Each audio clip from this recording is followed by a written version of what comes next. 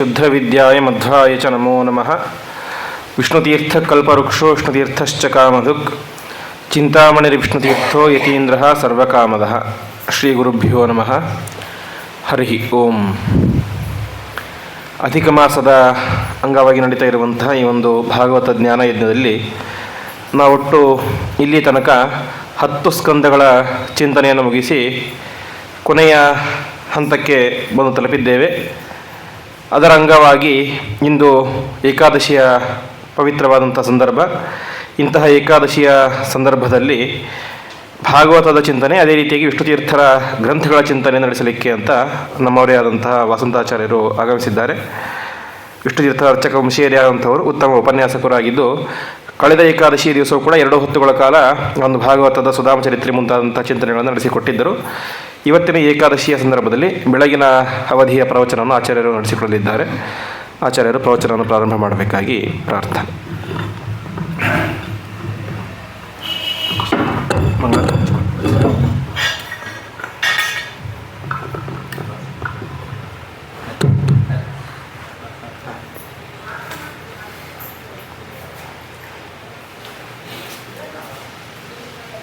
ನಾರಾಯಣಾಯ ಪರಿಪೂರ್ಣಗುಣಾರ್ಣವಾಯ ವಿಶ್ವೋದಯಸ್ಥಿತಿಲಯೋ ನಿಯತಿಪ್ರದಾಯ ಜ್ಞಾನಪ್ರದಾಯ ವಿಬುಧಾಸುರಸೌಖ್ಯದುಃಖ ಸತ್ಕಾರಣಾಯ ವಿತತಾಯ ನಮೋ ನಮಸ್ತೆ. ನಾರಾಯಣಂ ಸುರಗುರುಂ ಜಗದೇಕನಾಥಂ ಭಕ್ತಪ್ರಿಯಂ ಸಕಲಲೋಕನಮಸ್ಕೃತಂಚ ತ್ರೈಗುಣ್ಯವರ್ಜಿತಮಜಂ ವಿಭುಮಾದ್ಯಮೀಶಂ ವಂದೇ ಭವಗ್ನಮರಾಸುರಸಿದ್ಧವಂದ್ಯಂ. ಜನ್ಮಾದ್ಯಸ್ಯ ಯತೋನ್ವಯಾದಿತರತಶ್ಚಾರ್ಥೇಷ್ವಭಿಜ್ಞಸ್ವರಾಟ್ ತೇನೇ ಬ್ರಹ್ಮರುಧಾಯ ಆದಿಕವಯೇ ಮುಖ್ಯಂತಿ ಯಂ ಸೂರಯಃ. ತೇಜೋ ವಾರಿಮೃತಾಂ ಯಥಾ ವಿನಿಮಯೋ ಯತ್ರ ತ್ರಿಸರ್ಗೋ ಮೃಷಾ ಧಾಮ್ನಾ ಸ್ವೇನ ಸದಾ ನಿರಸ್ತಕುಹಕಂ ಸತ್ಯಂ ಪರಂ ಧೀಮಹಿ. ಶ್ರೀವೇದಾಂತಮಹಾಚಲಂ ಹಿ ಪರಿತಃ ಸಂಯೋಜ್ಯ ಸೂತ್ರಾಹಿಪಂ ಸದ್ವಾತಾಗಮಪೋಷಿತಾತ್ಮಹೃದಯಂ ತತ್ಪೂರ್ವಪಕ್ಷಾಸುರೈಃ ಸಿದ್ಧಾಂತೋಕ್ತಿಸುರೇಶ್ವರೈಶ್ಚ ಮಥಿತೋ ಯಃ ಕೃಷ್ಣದುಗ್ಧಾಂಬುಧಿಃ ಸ್ವೀಯಾನಾಮೃತಂ ಪ್ರಯಚ್ಛತಿ ಸಮಾಂ ಪಾಯಾದ್ಗುಣೋದ್ಯನ್ಮಣಿಃ. ಜನೋ ಯಾಂ ಪ್ರತ್ಯೂಹೇ ಜನನ ಸಮಯೇ ಥಾಪಿ ವಿಪದಿ ಸ್ಮರತ್ಯದ್ಧಾನಾಶೇನನು ಖಲು ತತೋನ್ಯತ್ರ ಸಮಯೇ ಸ್ಮೃತಾಯಾ ಸಂತಾಪಂ ಹರತಿ ಚ ಮುದೈವಾಶುಪರಯಾ ಪರಬ್ರಹ್ಮಾಣಿ ಸಾ ನನು ವಿಜಯತೆ ಮದ್ಧೃತಿ ಸದಾ. ವ್ಯಾಸೇನೌ ವಿಪ್ತಬೀಜಶ್ರುತಿಭುವಿ ಭಗವತ್ ಪಾದಲಬ್ಧಾಂಕುರಶ್ರೀಃ ಪ್ರತ್ನೈರೀಷತ್ಪ್ರಭಿನ್ನೋ ಜನಿಜಯಮುನಿನಾ ಸಮ್ಯಗುದ್ಭಿನ್ನಶಾಖಃ ಮೌನೀಶೌ ವ್ಯಾಸರಾಜಾ ದ್ವಿದಿದಕಿಸಲಯಃ ಪುಷ್ಪಿತೋಯಂ ಜೈಂದ್ರಾಂ ಅದ್ಯ ಶ್ರೀರಾಘವೇಂದ್ರಾದ್ವಿರಸತಿ ಫಲಿತೋ ಮಧ್ವಸಿದ್ಧಾಂತಶಾಖೀಂ. ಪೂಜ್ಯಾಯ ರಾಘವೇಂದ್ರಾಯ ಸತ್ಯಧರ್ಮರತಾಯ ಚ ಭಜತಾಂ ಕಲ್ಪವೃಕ್ಷಾಯ ನಮತಾಂ ಕಾಮಧೇನುವೇ. ಯಸ್ಯ ಪ್ರಚಂಡತಪಸಾ ಶ್ರುತಿಗೀತರುತ್ತಃ ತುಷ್ಟೋ ಹರಿಃ ಕಿಲ ವಶಂ ವದತಾಮವಾಪ. ಶ್ರೀಮಧ್ವಸನ್ಮತಪಯೋನಿಧಿ ಪೂರ್ಣಚಂದ್ರಃ ಶ್ರೀವಿಷ್ಣುತೀರ್ಥಮುನಿರಾಣ್ಣಮುದಮಾತನೋತು. ವಿಷ್ಣುತೀರ್ಥಃ ಕಲ್ಪವೃಕ್ಷೋ ವಿಷ್ಣುತೀರ್ಥಶಿಖಾಮಧುಕ್ ಚಿಂತಾಮಣಿರ್ವಿಷ್ಣುತೀರ್ಥೋ ಯತೀಂದ್ರಃ ಸರ್ವಕಾಮದಃ. ಶ್ರೀ ಗುರುಭ್ಯೋ ನಮಃ. ಪರಮಗುರುಭ್ಯೋ ನಮಃ. ಶ್ರೀಮದಾನಂದತೀರ್ಥ ಭಗವತ್ಪಾದಾಚಾರ್ಯ ಗುರುಭ್ಯೋ ನಮಃ. ಅಧಿಕ ಮಾಸದ ಈ ಜ್ಯೇಷ್ಠ ಮಾಸದ ಕೃಷ್ಣ ಪಕ್ಷದ ಈ ಏಕಾದಶಿ ದಿವಸ ಈ ಒಂದು ಭಾಗವತ ಯಜ್ಞದ ಪ್ರಯುಕ್ತವಾಗಿ ನಡೆದಿರತಕ್ಕಂಥ ಉಪನ್ಯಾಸದ ಮಧ್ಯದಲ್ಲಿ ಇಂದಿನ ದಿನ ವಿಷ್ಣು ತೀರ್ಥರು ತಮ್ಮ ಶಿಷ್ಯರುಗಳಿಗೆ ಮಾಡಿರ್ತಕ್ಕಂಥ ಉಪಕಾರ ಮತ್ತು ಉಪದೇಶ ಅದು ಬಹಳ ಮುಖ್ಯವಾಗಿರತಕ್ಕಂಥದ್ದು. ಆ ವಿಷಯವನ್ನು ಈ ಒಂದು ಸಂದರ್ಭದಲ್ಲಿ ಅವರು ಅನೇಕ ರೀತಿಯಾಗಿರ್ತಕ್ಕಂಥ ಪತ್ರಗಳನ್ನು ತಮ್ಮ ಶಿಷ್ಯರಿಗೆ ಬರೀತಾರೆ. ಅದರಲ್ಲಿ ಉಪದೇಶ ಪತ್ರ ಅಂತಕ್ಕಂಥದ್ದು ಬಹಳ ಮುಖ್ಯವಾಗಿರ್ತಕ್ಕಂಥದ್ದು. ಪತ್ರದ ಮೂಲಕವಾಗಿ ತಮ್ಮ ಶಿಷ್ಯರುಗಳನ್ನು ಎಚ್ಚರಗೊಳಿಸ್ತಕ್ಕಂಥದ್ದು ವಿಷ್ಣು ತೀರ್ಥರ ವೈಶಿಷ್ಟ್ಯ. ಅವರು ದೂರದಲ್ಲಿರ್ತಾರೆ, ಆಗಾಗ ಭೇಟಿಯಾಗಲಿಕ್ಕಾಗೋಲ್ಲ ಅನೇಕರಿಗೆ. ಆದರೆ ತಮ್ಮನ್ನು ನಂಬಿರತಕ್ಕಂಥ ಶಿಷ್ಯರು ಉದ್ಧಾರ ಆಗಬೇಕು ಅಂತಕ್ಕಂಥ ಕಳಕಳೆ ಮಹಾನುಭಾವರಿಗೆ ಅವರವರು ಎಲ್ಲೆಲ್ಲಿದ್ದಾರೋ ಅವರನ್ನು ಮೇಲಿಂದ ಮೇಲೆ ಎಚ್ಚರಗೊಳಿಸ್ತಕ್ಕಂಥ ಒಂದು ಕಾರ್ಯ. ಈ ಒಂದು ಭರತ ಭೂಮಿಯಲ್ಲಿ ಹುಟ್ಟಿರ್ತಕ್ಕಂಥ ಮನುಷ್ಯರು ದುಃಖ ಸಾಗರದಲ್ಲಿ ಬಳಲ್ತಾರೆ. ಈ ದುಃಖ ಸಾಗರದಲ್ಲಿ ಬಳಲ್ತಾನೆ ಭಗವತ್ಪರವಾಗಿರತಕ್ಕಂಥ ಚಿಂತನೆಗೆ ಮನಸ್ಸು ಒಪ್ಪಲ್ಲ.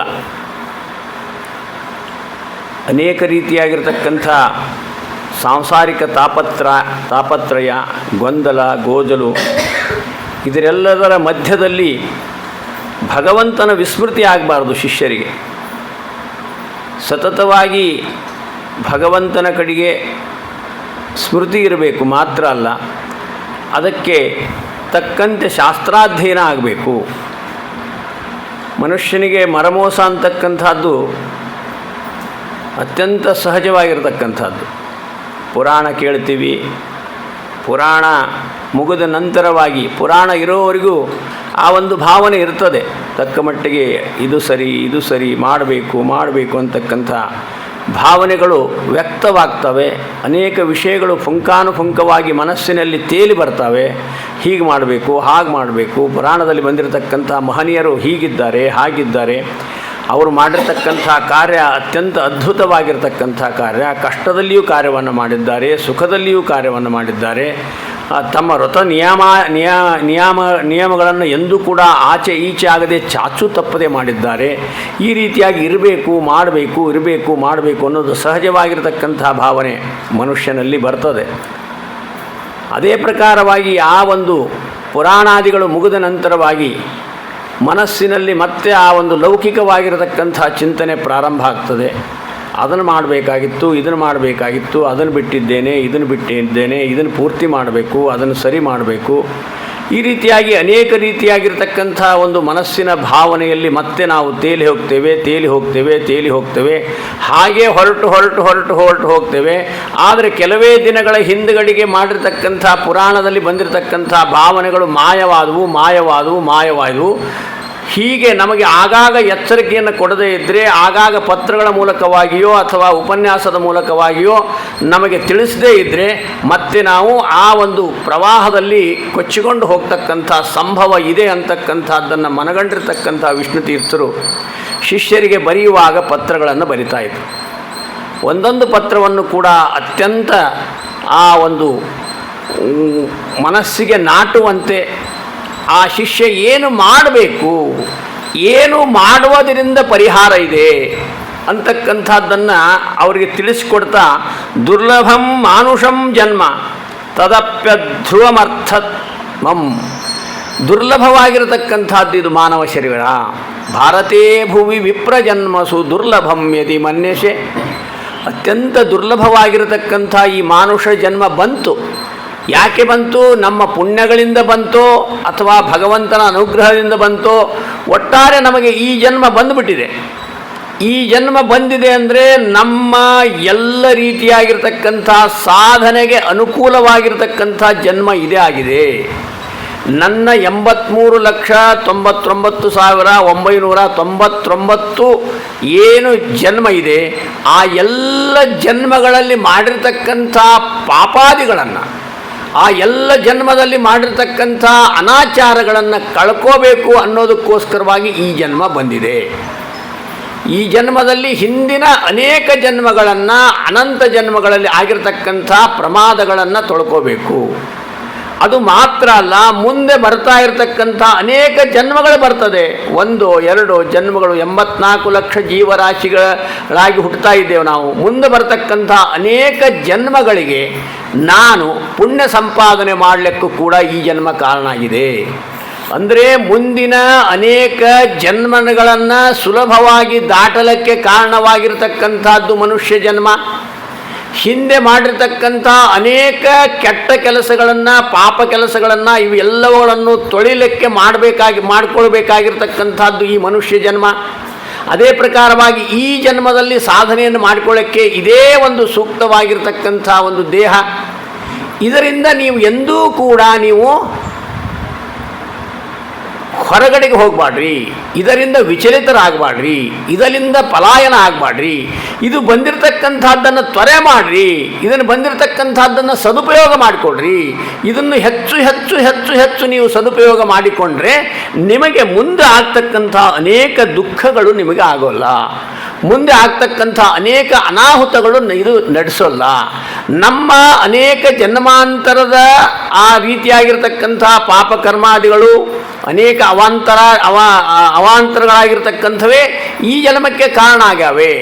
ಒಂದು ನೆಗಡಿ ಬರಲಿ, ಒಂದು ಕೆಮ್ಮು ಬರಲಿ, ಒಂದು ಆಪ್ರೇಷನ್ ಆಗಲಿ, ಒಂದು ಎಡವು ಬೀಳಲಿ, ಒಂದು ತಲೆಶೂಲು ಬರಲಿ, ಒಂದು ಬೆನ್ನೋವು ಬರಲಿ, ಒಂದು ಏನೋ ಸಣ್ಣದಾಗಿರ್ತಕ್ಕಂಥ ಒಂದು ನಮಗೆ ಉಪದ್ರವ ಕೊಡ್ತಾ ಇರತಕ್ಕಂಥ ಕ್ರಿಯೆಯೂ ಕೂಡ ನನ್ನ ಹಿಂದಿನ ಜನ್ಮಕ್ಕೆ ಕಾರಣವಾಗಿರ್ತಕ್ಕಂಥ ಘಟನೆಗಳು. ಆ ಜನ್ಮದಲ್ಲಿ ನಾನು ಮಾಡಿರ್ತಕ್ಕಂಥ ಘಟನೆಗಳು ಏನು ಕಾರಣ ಆಗ್ಯಾವಲ್ಲೇ, ಅವುಗಳು ಮಾತ್ರ ಈಗ ನಮ್ಮನ್ನು ಉಪದ್ರವವನ್ನು ಕೊಡ್ತಾ ಇವೆ. ಅದೇ ಪ್ರಕಾರವಾಗಿ ನಾನು ಇವುಗಳನ್ನು ಪರಿಹಾರ ಮಾಡ್ಕೋಬೇಕು ಮಾತ್ರ ಅಲ್ಲ, ನನಗೆ ಅನೇಕ ಸುಖ ಆಗ್ತದೆ. ನನಗೆ ಯಾವಾಗ ಹೋದರೂ ಕೂಡ ನನಗೆ ಒಳ್ಳೆಯ ಹಸಿವೆ ಆಗ್ತದೆ, ಸಮೃದ್ಧಿಯಾಗಿ ಊಟ ಮಾಡ್ತೇನೆ, ನನಗೆ ತಣ್ಣೀರು ತಡೀತದೆ, ನನಗೆ ಯಾವುದೇ ರೀತಿಯಾಗಿರ್ತಕ್ಕಂಥ ಅಲರ್ಜಿ ಇಲ್ಲ. ನಾನು ಏನು ಹೇಳಿದರೂ ಕೆಲಸ ಆಗ್ತವೆ, ನಾನು ಏನು ಹೇಳಿದರೂ ಜನ ನನ್ನನ್ನು ಪ್ರೀತಿಯಿಂದ ನೋಡ್ತಾರೆ, ನಾನು ಯಾವ ವಸ್ತ್ರ ಹಾಕ್ಕೊಂಡ್ರೂ ಚೆನ್ನಾಗಿ ಕಾಣ್ತೇನೆ, ನಾನು ಎಷ್ಟೊತ್ತು ನಿದ್ದೆಗೆಟ್ಟರೂ ನನಗೇನೂ ಆಗಲ್ಲ. ಈ ರೀತಿಯಾಗಿರ್ತಕ್ಕಂಥ ಅನೇಕ ರೀತಿಯಾಗಿರ್ತಕ್ಕಂಥ ನಮ್ಮಲ್ಲಿರ್ತಕ್ಕಂಥ ಉತ್ಕೃಷ್ಟವಾಗಿರ್ತಕ್ಕಂಥ ಸಂಗತಿಗಳಿಗೂ ಕೂಡ ನನ್ನ ಅನೇಕ ಹಿಂದಿನ ಜನ್ಮಗಳು ಕಾರಣ ಆಗ್ಯಾವೆ. ನಾನು ಮಾಡಿರ್ತಕ್ಕಂಥ ಏನು ಸತ್ಕರ್ಮ ಇದೆ, ಆ ಸತ್ಕರ್ಮ ನನ್ನನ್ನು ಈ ರೀತಿಯಾಗಿರ್ತಕ್ಕಂಥ ಒಳ್ಳೆಯ ಆ ಘಟನೆಗಳಿಗೆ ಕಾರಣವಾಗಿ ನನ್ನನ್ನು ಪುಷ್ಟೀಕರಿಸ್ತದೆ. ಅಂದರೆ ನನ್ನ ಒಳ್ಳೆಯ ಸತ್ಕರ್ಮಗಳಿಂದ ನಾನು ಸತ್ಫಲವನ್ನು ಪಡಿತಾ ಇದ್ದೇನೆ, ದುಷ್ಕರ್ಮಗಳಿಂದ ದುಷ್ಫಲವನ್ನು ಪಡಿತಾ ಇದ್ದೇನೆ. ಈ ರೀತಿಯಾಗಿರ್ತಕ್ಕಂಥ ಸತ್ಕರ್ಮ ದುಷ್ಕರ್ಮಗಳ ಮಿಲನವೇ ಈ ಜೀವನ ಆಗಿದೆ. ಯಾಕೆ ಹೀಗಾಯಿತು ಅಂದರೆ ನಾನು ಆಗ ಹಾಗೆ ಮಾಡಿದ್ದೆ, ಯಾಕೆ ಹಂಗಾಗಲಿಲ್ಲ ಅಂದರೆ ನೀನು ಆವಾಗ ಹಂಗೆ ಮಾಡಿಲ್ಲ. ಇದೇ ಉತ್ತರ ಆಗ್ತದೆ ಹೊರತಾಗಿ ಮತ್ತೆ ಬೇರೆ ಯಾವುದೂ ಕೂಡ ಉತ್ತರ ಆಗಲಿಕ್ಕೆ ಸಾಧ್ಯ ಇಲ್ಲ. ಅದಕ್ಕೋಸ್ಕರವಾಗಿ ಈ ಜನ್ಮ ಬಂದಾಗೆ ಅನೇಕ ರೀತಿಯಾಗಿರ್ತಕ್ಕಂಥ ಕರ್ಮಾದಿಗಳನ್ನು ಮಾಡಬೇಕು. ಸತ್ಕರ್ಮಗಳಿಗೆ ನಿನ್ನನ್ನು ನೀನು ಪ್ರಚೋದನೆ ಮಾಡಿಸ್ಕೋಬೇಕು. ಇದು ಸಿಗದೇ ಇರತಕ್ಕಂಥ ಜನ್ಮ ಅನ್ನೋದನ್ನು ಎಲ್ಲರೂ ಕೂಡ ಹೇಳಿದ್ದಾರೆ. ಪುರಂದರದಾಸರು ಕೂಡ ಹೇಳ್ತಾರೆ, ಮಾನವ ಜನ್ಮ ದೊಡ್ಡದು, ಅದ ಹಾನಿ ಮಾಡಿಕೊಳ್ಳಲಿ ಬೇಡಿ ಹುಚ್ಚಪ್ಪಗಳಿರ ಅಂಥೇಳಿ ನಮ್ಮನ್ನು ಹೆಗಲ ಮೇಲೆ ಕೈ ಹಾಕಿ ಹೇಳ್ತಾರೆ. ಮಾತ್ರ ಅಲ್ಲ, ದಾಸರು ಹೇಳ್ತಾರೆ, ಸಾಧನ ಶರೀರವಿದು ನೀದಯದಿ ಕೊಟ್ಟಿದ್ದು ಸಾಧಾರಣವಲ್ಲವೋ ಸಾಧು ಪ್ರಿಯನೇ. ಈ ಅದ್ಭುತವಾಗಿರತಕ್ಕಂಥ ದೇಹ ಕೊಟ್ಟಿದ್ದೀಯಾ ಸ್ವಾಮಿ. ಅದಕ್ಕೆ ಅವರು ದೇಹ ಪ್ರಶಂಸಾ ಅಂತ ಕೂಡ ಮಾಡ್ತಾರೆ. ಆತ್ಮ ಪ್ರಶಂಸಾ ವರ್ಜನ ಮಾಡಿರಿ, ದೇಹ ಪ್ರಶಂಸೆಯನ್ನು ಮಾಡಿಕೊಡ್ರಿ. ಆತ್ಮ ಪ್ರಶಂಸಾ ವರ್ಜನ ಅಂದರೆ ನಾನು ಅಂತಕ್ಕಂಥ ಅಭಿಮಾನ, ನಂದು ಅಂತಕ್ಕಂಥ ಗರ್ವ, ನಾನೇ ಮೇಲು ಅಂತಕ್ಕಂಥ ಏನು ನಿನ್ನ ಒಳಗಡೆಗೆ ಏನು ಆ ಅಭಿಮಾನ ತುಂಬಿದೆಯಲ್ಲ, ಆ ಆತ್ಮ ಪ್ರಶಂಸೆಯನ್ನು ಮಾಡ್ಕೋತೀಯಲ್ಲ, ಅದನ್ನು ವರ್ಜನೆ ಮಾಡು, ಅದನ್ನು ಬಿಟ್ಟು ಬಿಡು, ಉಪಯೋಗ ಇಲ್ಲ. ಆತ್ಮ ಅಂದ್ರೆ ಏನಪ್ಪ, ಭಗವಂತನೇ ಎಲ್ಲವನ್ನು ಮಾಡಿಸಿದ್ದಾನೆ ಅಂತಕ್ಕಂಥದ್ದನ್ನು ನೀವು ಚಿಂತನೆ ಮಾಡೋದು ಬಿಟ್ಟು ಆ ಭಗವಂತನ ಪಕ್ಕಕ್ಕೆ ಸರಿಸಿ ಅಲ್ಲಿ ನೀನು ಕೂತ್ಕೊಂಡು ನಾನು ಮಾಡ್ತೇನೆ ಅಂತಕ್ಕಂಥದ್ದು ಏನು ಮಾಡ್ತೀಯಲ್ಲ, ಅದಕ್ಕೆ ಆತ್ಮ ಪ್ರಶಂಸೆಯನ್ನು ಮಾಡ್ಕೋಬೇಡ, ಅದರ ವರ್ಜನೆ ಮಾಡು. ಆತ್ಮ ಪ್ರಶಂಸಾ ವರ್ಜನೆ. ಅದೇ ಪ್ರಕಾರವಾಗಿ ಇನ್ನೇನು ಮಾಡಪ್ಪ ಅಂದರೆ ದೇಹ ಪ್ರಶಂಸೆಯನ್ನು ಮಾಡಿಕೋ. ದೇಹವನ್ನು ನೀನು ಪ್ರಶಂಸೆಯನ್ನು ಮಾಡಿಕೊಳ್ಳುವಾಗ ನಾನು ಚಂದಿದ್ದೀನಿ, ನಾನು ಭಾರಿ ಇದ್ದೀನಿ, ನಾನು ಕೆಂಪಿದ್ದೀನಿ, ಉದ್ಮೂಗದೆ, ಕಣ್ಣಂಗದೆ, ಹಿಂಗದೆ ಅಂತಲ್ಲಪ್ಪ. ಭಗವಂತ ಹಾಕಿರ್ತಕ್ಕಂಥ ಈ ಶರೀರ ಎಷ್ಟು ಅದ್ಭುತವಾಗಿದೆ. ಇದು ಈ ಭಗವಂತ ಇಟ್ಟಿರ್ತಕ್ಕಂಥ ಈ ಶರೀರದ ಒಂದೊಂದು ಅವಯವಗಳು ಎಷ್ಟೊಂದು ಆ ಒಂದು ಯಾವುದೇ ಕಲಾಕಾರನೂ ತಾನು ಕಲ್ಪನೆ ಮಾಡಲಿಕ್ಕೆ ಸಾಧ್ಯ ಇಲ್ಲ. ಈ ಒಂದು 12 ಇಂಚು ಉದ್ದಿರ್ತಕ್ಕಂಥ ಮುಖ, ಆ 8 ಇಂಚು ಅಗಲಿರ್ತಕ್ಕಂಥ ಇದೇ ಒಂದು ಮುಖದಲ್ಲಿ ಎಷ್ಟು ಆಕಾರಗಳನ್ನು ಮಾಡಿದ್ದಾನೆ ಭಗವಂತ. ಜಗತ್ತಿನ 780 ಕೋಟಿ ಜನಸಂಖ್ಯೆ ಇರತಕ್ಕಂಥ ಈ ಒಂದು ಜಗತ್ತಿನಲ್ಲಿ ಪ್ರತಿಯೊಬ್ಬನಿಗೂ ಕೂಡ ಒಂದೊಂದು ಮುಖವನ್ನು, ಚೆಹರೆಯನ್ನು ಬೇರೆ ಕೊಟ್ಟಿದ್ದಾನೆ. ಅದೇ ಮೂಗಿದೆ, ಅದೇ ಕಣ್ಣಿದೆ, ಅದೇ ಹುಬ್ಬಿದೆ, ಅದೇ ಮೂಗಿದೆ, ಅದೇ ಬಾಯಿದೆ, ಅದೇ ಗಲ್ಲ ಇದೆ, ಅದೇ ಗದ್ದ ಇದೆ, ಅದೇ ಹಣೆ ಇದೆ. ಆದರೆ ಅದರಲ್ಲಿ ಆಕಾರ ಬೇರೆ ಇಟ್ಟಿದ್ದಾನೆ. 780 ಕೋಟಿಗೂ ಬೇರೆ ಬೇರೆ ಬೇರೆ ಬೇರೆ ಬೇರೆ ಬೇರೆ ಬೇರೆ ಬೇರೆ ಇದ್ದಾರೆ. 780 ಕೋಟಿಯಲ್ಲಿ ಯಾರೂ ಕೂಡ ಒಬ್ಬರಂತೆ ಒಬ್ಬರು ಇಲ್ಲ. ಇವನೇ ರಾಮಾಚಾರಿ, ಇವನೇ ಹನುಮಂತ, ಇವನೇ ಕೃಷ್ಣ, ಈ ರೀತಿಯಾಗಿ ಆತನನ್ನು ಮಾಡ್ತೇವೆ. ಇಂಥ ಅದ್ಭುತ ರಚನೆಯನ್ನು ಮಾಡಿದ ಮಾತ್ರ ಅಲ್ಲ, 750-80 ಕೋಟಿ ಧ್ವನಿಯನ್ನಿಟ್ಟಿದ್ದಾನೆ.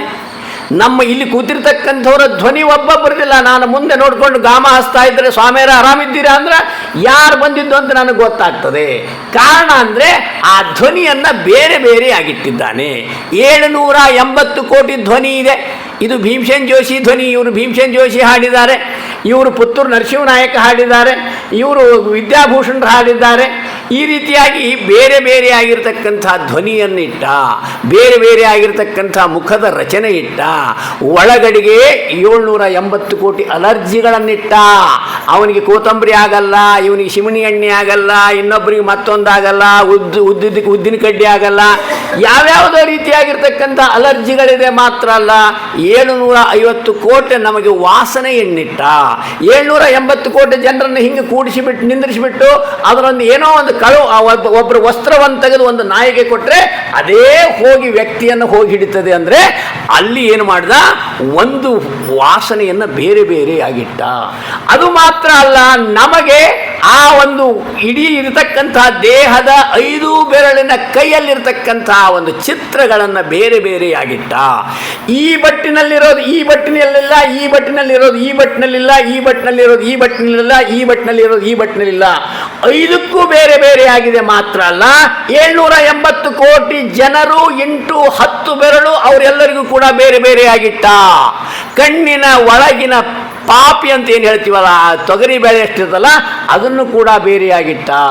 ವಿಶೇಷವಾಗಿ ಎಡಗೈಯ ಹೆಬ್ಬೆರಳಂತೂ ಯಾರಿಗೂ ಹೊಂದಿಕೆ ಆಗೋದೇ ಇಲ್ಲ ಅನ್ನೋದಕ್ಕೆ ಹಿಂದಿನ ಕಾಲದಲ್ಲಿ ಸಹಿ ಮಾಡುವಾಗ ಎಡಗೈ ಹೆಬ್ಬೆರಳನ್ನು ಒತ್ತಿಸ್ತಾ ಇದ್ರು. ಈ ರೀತಿಯಾಗಿರ್ತಕ್ಕಂಥ ಅದ್ಭುತವಾಗಿರ್ತಕ್ಕಂಥ ದೇಹ. ನಾನು ಪಾಳಿಯನ್ನು ಮಾಡಿ ಬೆಳಿಗ್ಗೆ ಮಲಗ್ತೇನೆ ಅಂದರೆ ಅದಕ್ಕೆ ಅನುಕೂಲ ಕೊಟ್ಟ.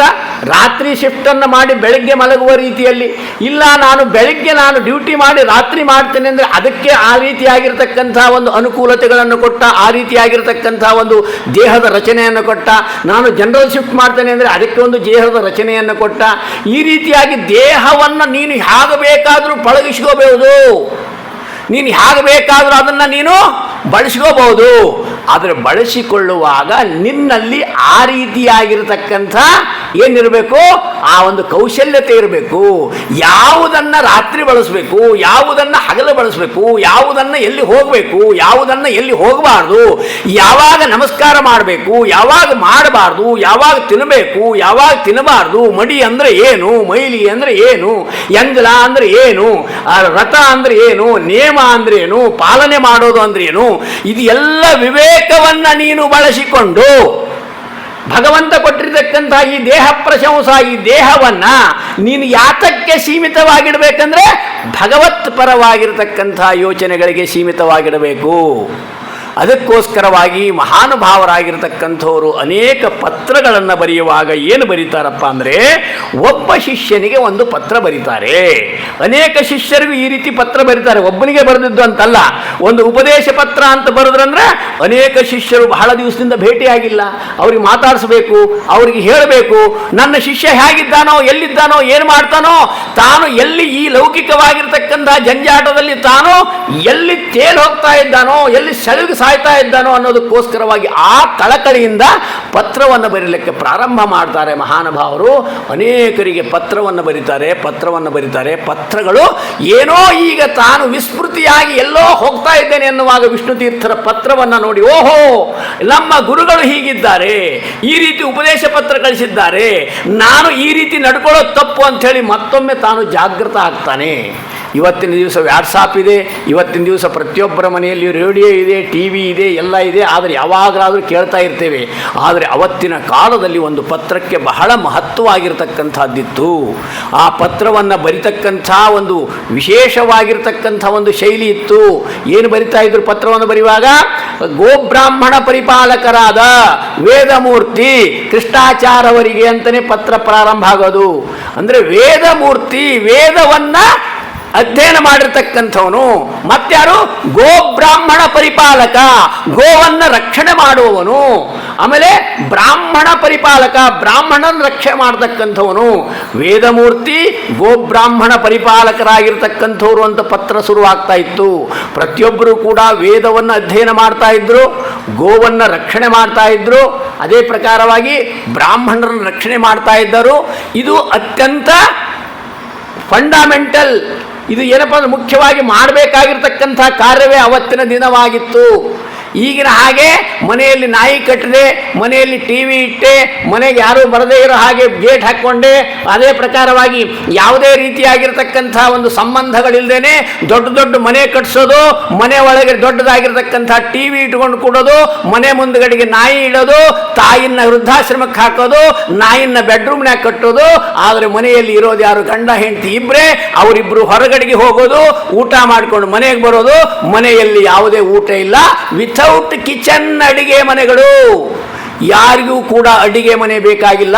ದೇವ್ರ ಮನೆ ಹೋಗಿ ಎಷ್ಟೋ ವರ್ಷಗಳಾಗಿ ಹೋಯಿತು. ಆದರೆ ಎಲ್ಲರಿಗೂ ಕೂಡ ಏನು ಬೇಕು? ಅಟ್ಯಾಚ್ ಬಾತ್ರೂಮ್ ಮಾತ್ರ ಬೇಕು. ತೊಂದರೆ ಆಗಬಾರ್ದು. ಹೋಗಲಿಕ್ಕೆ ಎಲ್ಲ ಬೇಕು, ಆದರೆ ಒಳಗಡೆಗೆ ಇಳಿಲಿಕ್ಕೆ ಏನಾದರೂ ಬೇಕಲ್ವಾ? ಅದಕ್ಕೋಸ್ಕರವಾಗಿ ನಮ್ಮ ಚಿಂತನೆಯೂ ಕೂಡ ಬದಲಾಗ್ತಾ ಇದೆ. ಯಾಕೆಂದರೆ ಈ ಮಹಾನುಭಾವರಾಗಿರ್ತಕ್ಕಂಥ ಮಹನೀಯರ ಒಂದು ವಿಚಾರಗಳನ್ನು, ಸಣ್ಣದಾಗಿರ್ತಕ್ಕಂಥ ಪತ್ರವೂ ನಮ್ಮನ್ನು ಉದ್ಧಾರ ಮಾಡ್ತದೆ. ಅವರ ಭಾಗವತ ಸಾರೋದ್ಧಾರ, ಅವರ ಒಂದು ಆಧ್ಯಾತ್ಮ ರಸರಂಜನಿ, ಅವರ ಒಂದು ಷೋಡಶಿ, ಚತುರ್ದಶಿ, ಅನೇಕ ಗ್ರಂಥಗಳು ನಮ್ಮನ್ನು ಎಷ್ಟೋ ಜನ್ಮವನ್ನು ಪಾವನ ಮಾಡುವ ಶಕ್ತಿ ಇದ್ದಾಗ್ಯೂ ಕೂಡ ಈ ಮಹಾನುಭಾವರು ಹೇಳ್ತಾ ಇದ್ದಾರೆ, ಉಪದೇಶ ಪತ್ರ, ಉಪದೇಶವನ್ನು ಮಾಡ್ತಾರೆ. ಆ ಪತ್ರದ ಹೆಸರೇ ಉಪದೇಶ ಅಂತಕ್ಕಂಥದ್ದನ್ನು ಹೇಳ್ತಾರೆ. ಏನಂದರೆ ನಿಮ್ಮ ನಿಮ್ಮ ಶಕ್ತ್ಯಾನುಸಾರವಾಗಿರ್ತಕ್ಕಂಥ ಏನು ಎಲ್ಲ ಕಾರ್ಯವನ್ನು ಮಾಡಬೇಕು. ನೀವು ಯಾತಕ್ಕೋಸ್ಕರವಾಗಿ ಹುಟ್ಟಿದ್ದೀರೋ ಅದನ್ನು ಮಾಡಬೇಕು. ಅದನ್ನು ಬಿಟ್ಟು ಏನು ಮಾಡಿದರೂ ಸುಳ್ಳು. ನಾನು ನೋಡ್ರಿ ಇವತ್ತಿನ ದಿವಸ ನೀ ಏನು ಮಾಡ್ತಿ ಅಂಥೇಳಿ ನನ್ನ ಮಗನನ್ನು ಕೇಳಿದರೆ, ನೋಡ್ರಪ್ಪ ನಮ್ಮ ಅಣ್ಣ ಬೆಳಗಾವಿಯಲ್ಲಿ SP ಆಗಿದ್ದಾನೆ, ಬೇಕಾದಷ್ಟು ಲಂಚ್ ಸಿಗ್ತದೆ, ಮನೆ ಕಟ್ಟಾನೆ, ನಮ್ಮ ಅಣ್ಣ ಅಲ್ಲಿದ್ದಾನೆ ಅಂತ ಉತ್ತರ ಕೊಟ್ಟರೆ ಉತ್ತರ ಅಲ್ಲ. ನೀನು PUC ಸೆಕೆಂಡ್ ಇಯರ್ ಫೇಲ್ ಆಗಿದ್ದೇ ಉತ್ತರ ಆಗ್ತದೆ, ನೀ ಖಾಲಿ ಇರೋದೇ ಉತ್ತರ ಆಗ್ತದೆ. ನಮಗೆ ಯಾವ ಪ್ರಶ್ನೆಗಳನ್ನು ಕೇಳಿದಾಗ ನಾವು ಉತ್ತರದಿಂದ ನಡೆಸ್ಕೋಬೇಕಂದ್ರೆ ಸಿರಗಲ್ಲ.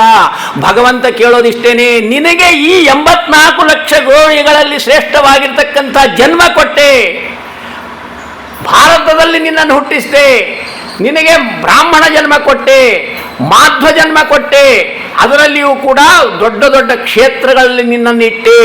ನೀನು ಮಾಡಿಕೊಂಡು ಬಂದಿದ್ದು ಏನು ಅಂತಕ್ಕಂಥ ಪ್ರಶ್ನೆಗೆ ನನ್ನ ಮನೆಯಲ್ಲಿ 6 ಜನ ಮಕ್ಕಳಿಗೆ ಬೆಳ್ಳಿ ತಂಬಿಗೆ ಇದೆ, ಬೆಳ್ಳಿ ಲೋಟ ಇದೆ, ಬೆಳ್ಳಿ ತಟ್ಟೆ ಇದೆ.